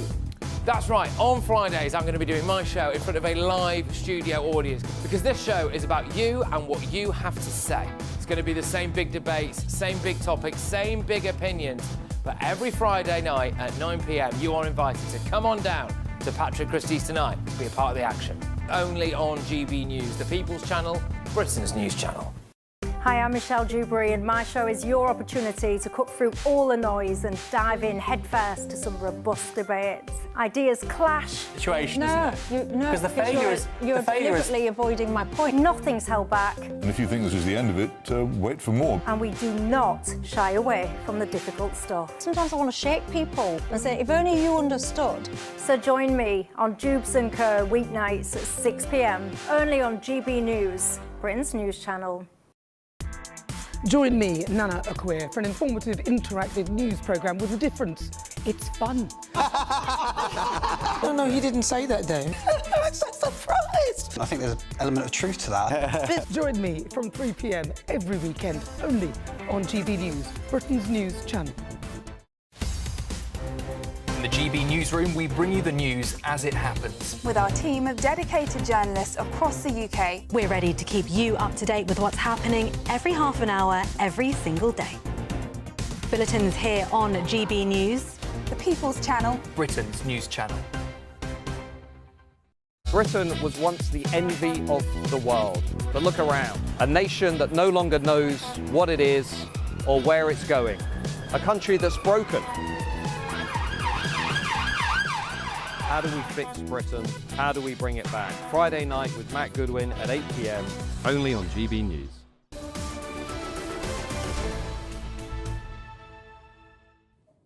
Well, it's PMQs, Miriam, in just a few moments. It'll be the first, not the first one. Were they back last week? Yes, they were. Yeah. I suspect the Tory leader, Kimmy Badenoch, will go on the complete shambles that is the grooming gangs inquiry, which the Prime Minister personally announced it was going to be set up after a lot of pressure. Yes, and that was 4 months ago. 4 months ago. And of course, this week we've had the revelations that now 4 of the survivors who were supposed to be on the panel have quit. Yeah. And one of the candidates to be the chairman of the inquiry, she walked away. That's right. So, and there are controversies over the terms of reference, whether or not the inquiry will include just the group-based abuse or be expanded. And of course, the heartbreaking stories of the survivors who now feel again that their testimony is being questioned after all their life, having not been believed. So it's becoming very difficult to see how this inquiry will be set up, will collect the relevant information and report before the next election. Yeah, well, and of course the suspicion is Labour don't want it to report before the election because many of the councils where the abuse took place were Labour-run. Yeah. And we know from the Baroness Casey's report, predominantly the grooming gang members were men of Pakistani origin or birth, and that is a complicating factor for Labour, who depend very heavily on the Muslim vote. I know a lot of hope has been pinned on this inquiry and it absolutely needs to happen, but there's also plenty of evidence that this abuse is still going on around the country. And my fear is that if essentially the government doesn't take any action for 3 years, I mean, there are various legal changes that that Alexis Jay, who did the initial report, suggested. Which took 6 years. Which took 6 years. But if none of those are implemented now for another 3 years, while we're waiting for this inquiry, how many more girls are being abused without any kind of intervention at all? Well, there are 20 recommendations and only 2 have been implemented. That's right. And there are some things that are relatively straightforward, like, for example, at the moment, we have an age of consent, but we don't actually prosecute it. No. It's pretty much ignored, and that's even in the CPS guidance. So that's something that could change immediately. That would protect a lot of teenage girls. And that's if the sexual abuse takes place between the age of 13 and 16, then it's a grey area, really. I don't and there's a no grey area when the age of consent. No, it is 16. shouldn't be, but it is in our law. There's no statutory duty on, let's say, a social worker or a teacher to report the fact that a 14-year-old girl, for example, is in a sexual relationship. They just say, oh, well, if she's consenting, so be it. But then that continues, doesn't it, Miriam? Because the success rate of prosecutors for rape in this country are woeful. That's right. They're woeful rates, below 5%. The Speaker's on his feet now, so I suspect he's about to ring the bell to declare the start of PMQs. And do you think that Kemi Badenoch will go on the grooming gang issue today? Well, I think she'll go on, and then she goes on something completely different. So perhaps my judgment is wrong, but I suspect that would be an open goal for her. But she has missed them before. Well, she has 7 questions, and it's about to start. That's all from us. There we are. That's it from us. Prime Minister. Thank you, Mr. Speaker. On Sunday, we unveiled Labour's plan to recruit hundreds of thousands of workers workers into clean energy, creating